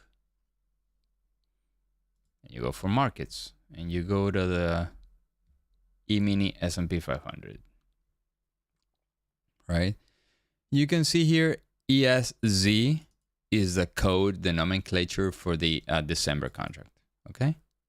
And you can go ahead and click volume and open interest. And you can see the volume, how it's behaving along the days. But the one that you want to check on is this. What you want to check is this. All right. What was the volume either on the Globex or the total? I like the total volume, right? Compared to the next contract. So you have December and you have March. But we know that the December last day of trading is the 16th. Okay? So look how this one is losing and this one is gaining. Why? Institutions are rolling over their positions to the forward contract, to the next contract. Okay? So I need to see if you guys follow me. If not, I need to go back.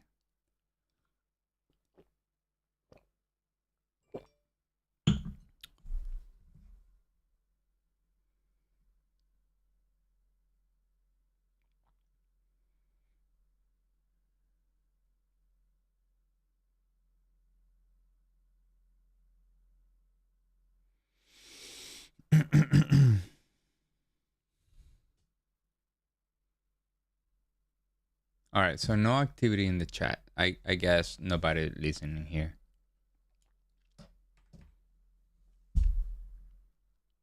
Oh, okay. So is everything clear, Joe? Why the rollover happened? Okay, cool. So, so you need to, yeah. So you need to. The only thing that you need to pay attention to as a day trader, you don't need to know, which airline or who the hell is hedging, or you don't need to know anything of that. There are two things that you need to know: when the contract expires and which one is the higher volume. Two things, right? So right now, higher volume is December 2022. But it's losing 27,000 contracts, and this one is winning 26,000 contracts. Okay? So that means that institutions are rolling over their contracts to this forward month. Okay? And when this one turns into the higher volume, we're gonna see this one like a 500,000, and this one no, this is the ES. So it's gonna be, if you add up these two, it's gonna be 1850 approximately. So you're gonna start seeing this one at 1 million and this one at 800,000. When this one has more volume, then you gotta go to your trade state. So to your trade station, Ninja Trader in this case, right? You come here. Let me do this. So you come here.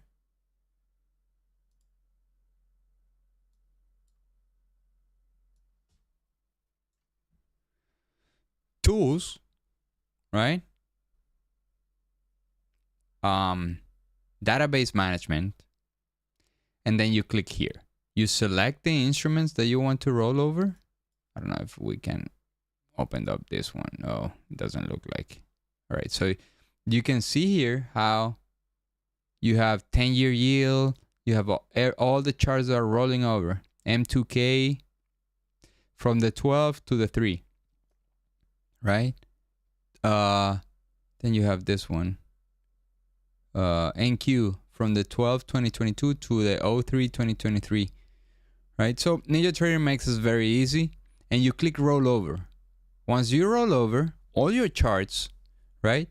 All your charts that has the 12 2022, like this one.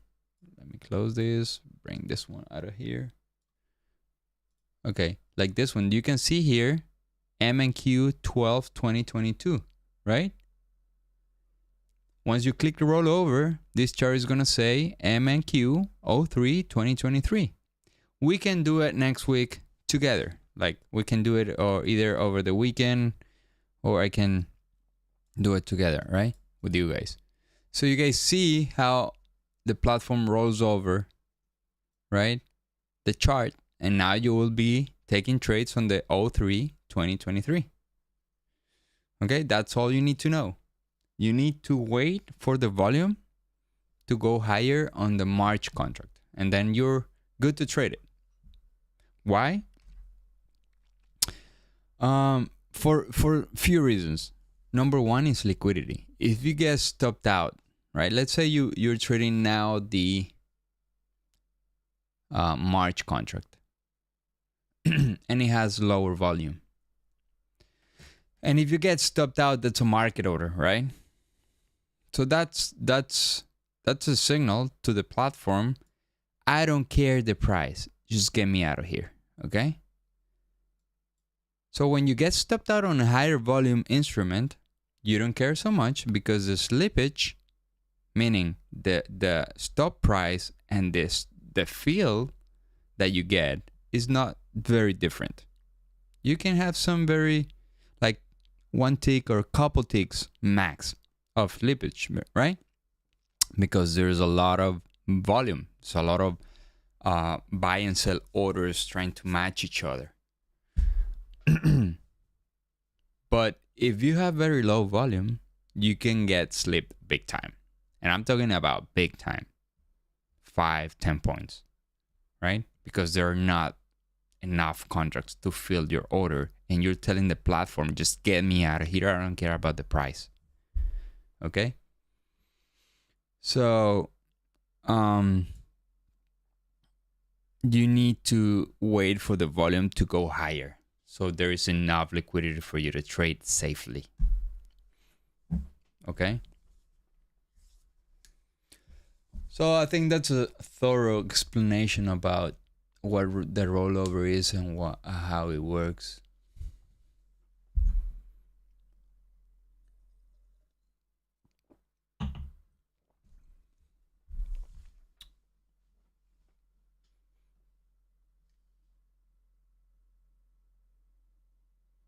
Yeah, no problem.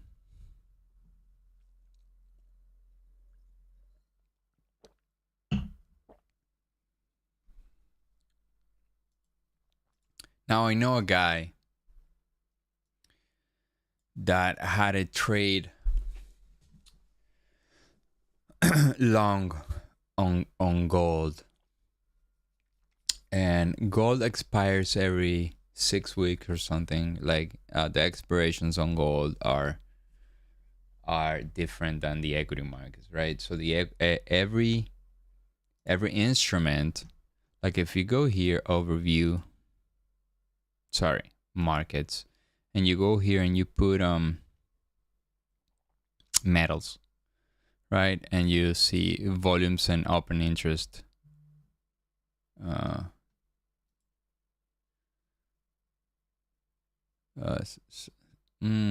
What is going on, brother?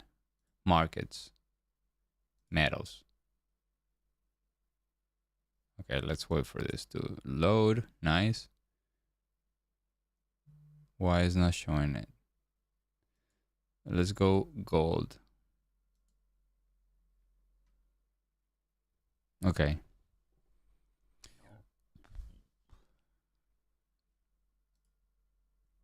So there you go. Do you see how many expirations this one have? December 2022, only 400 contracts. January 2023, only 835 contracts. February 2023, 150,000 contracts. So which one do you think you ought to be trading, right? Without a doubt, the February contract, right? Okay. So this one expires like every 7 weeks or 8 weeks. I'm not sure. But you have sometimes December, January, then February, April. So you skip March. Then April, May, June. It's like Every 6 weeks. I'm not sure, but it's around that. Okay. So I know a guy that was it was long gold, and here's the danger when you don't know what happens, right? Let's say you're trading gold with $10,000, right? But it's a derivative. Since it's a derivative, there's a lot of leverage applied, right? Every time you buy a NQ contract, you're driving somewhere in the vicinity of $250,000 to $260,000, right? That's why you can make $2,000 in a trade just with $1,000, right? Because if you were to put the entire money, the entire dollar amount that is needed to drive that amount of money, you will need to put down around $250,000, right? All right. So the bank, the broker, gives you that leverage, right? All right. So this guy had around like, I don't know, probably, I don't remember well, but probably like $15,000, between $10,000 and $15,000. And he bought a contract of gold, right? And the contract of gold is X amount of, tons of gold, right? Of kilos, right? So every contract represented like $120,000, right? Since the contract expired, he was due for delivery. So the broker was looking into his account and was expecting to drag that money to deliver the gold, right? Meaning he's going to buy the gold, right? But he had only $15,000. So what happens in this case that you're down? You don't have the money to buy gold. So what the broker do is they have to deliver the gold. They have to pay the gold, right? They have to go to the whatever gold mine is and who sold that contract and pay them the $120,000, right? Because they're due for the payment and they're gonna give you the gold, right? So what the broker do in that case is that they take everything is in your account, right? That is not enough to buy, and you lose that money, right? That's why it's so dangerous just to keep positions over the rollover. It's so dangerous to keep positions. I'm going to say it again. It's so dangerous to keep positions over the rollover because you can get wiped out. Do you guys remember what happened during the pandemic with crude oil, right? Crude oil went negative.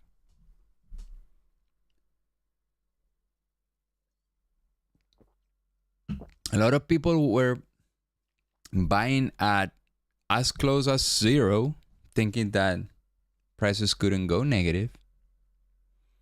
But since this is a derivative, right? Oil companies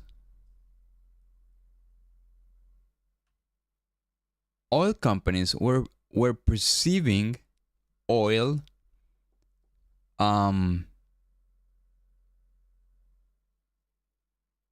I'm not gonna say liability, but it was harder for them to store oil. They didn't have enough space to store oil. So they sold everything they had, right? It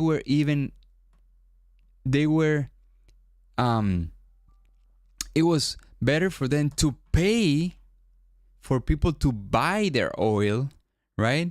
So they don't have to store oil because they couldn't store it because the demand was basically zero, right? That was better for them just to pay other ones to store the oil, and they keep producing and extracting oil than to stop the wells and stop all the industry. I don't know if you follow me. That's why prices went negative. So people bought, I don't know, as close as possible to zero, let's say $1, thinking, all right, I just can't lose $1,000. No. You can lose as much as they're willing to pay you to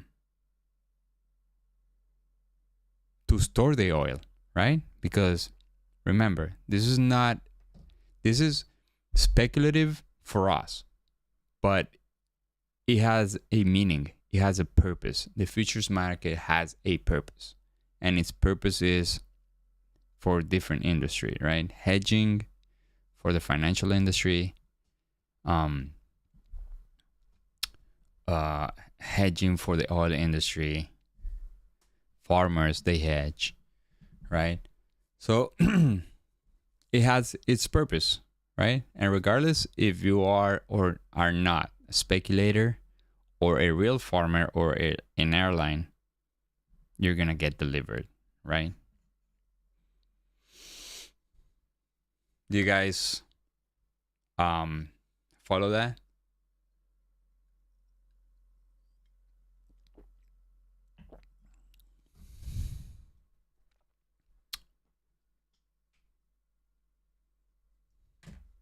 Yeah. So nobody, even me, I couldn't think that oil could have gone negative, but damn, it went like $34 negative. So an ExxonMobil, a BP, I don't know, marathon company, it was a better business for them to pay $30 a barrel, so they don't store that oil because they didn't have physical space to store it, right? So they were willing to pay $30 a barrel so other people, get to store that. You get it? Because on the pandemic, and I think it was a huge learning experience for me to see that. The pandemic just caused zero demand on crude oil, right? It went negative. Now, it went negative on the current contract. If you go to the forward contract, which was trading on a lot lower volume, it went to like $6, right? So you could have, instead of buying the current contract, you could have bought the next contract, and you will probably would have raised $5,000, $6,000, and then you would have made tons of money.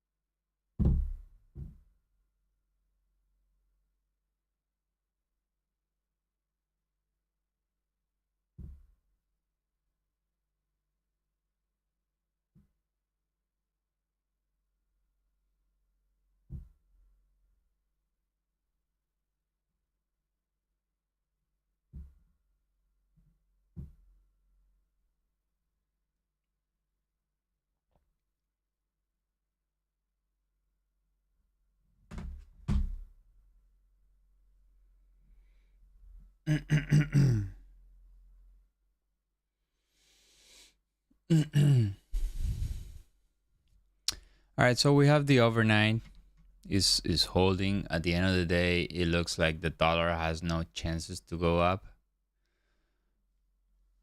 And the market is just chopping around. It is up 1%. It is up 1%, and look, this area on the 4 hours is pretty it's pretty straightforward. Is like from 500 to 400 or 360. So this was created on the day that we had a plus 7%. You remember? So it's still working, right? It's trying to dig deeper inside this. But if we end up breaking to the downside, which is a possibility, right? I don't want to be overly bearish because I had this bias, right? But if we end up breaking to the downside, then that can work as a bull bear area. Nice, on the 4 hour, right? It's a humongous area. It's 150 points. It's not a small thing, but it can give us direction for the future if we break to the downside. If we don't, then we'll have to wait. I'm talking about the 4 hours. So this can give you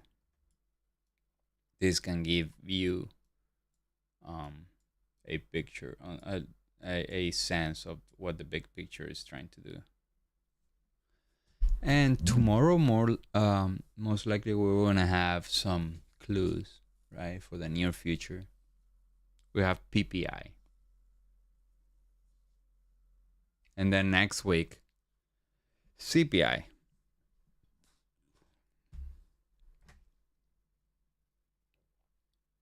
So I wouldn't be surprised if we just end up the week just flat.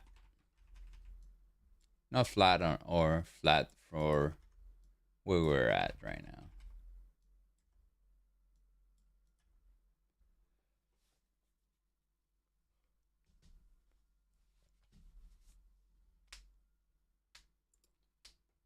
If tomorrow is a very good day,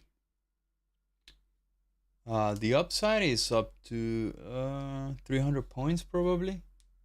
That would mean 2-3% day to the upside. Not a crazy thing to happen tomorrow.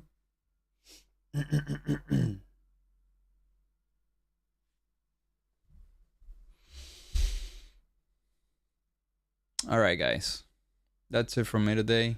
11:45, just one trade, plus 2.5. See you guys tomorrow.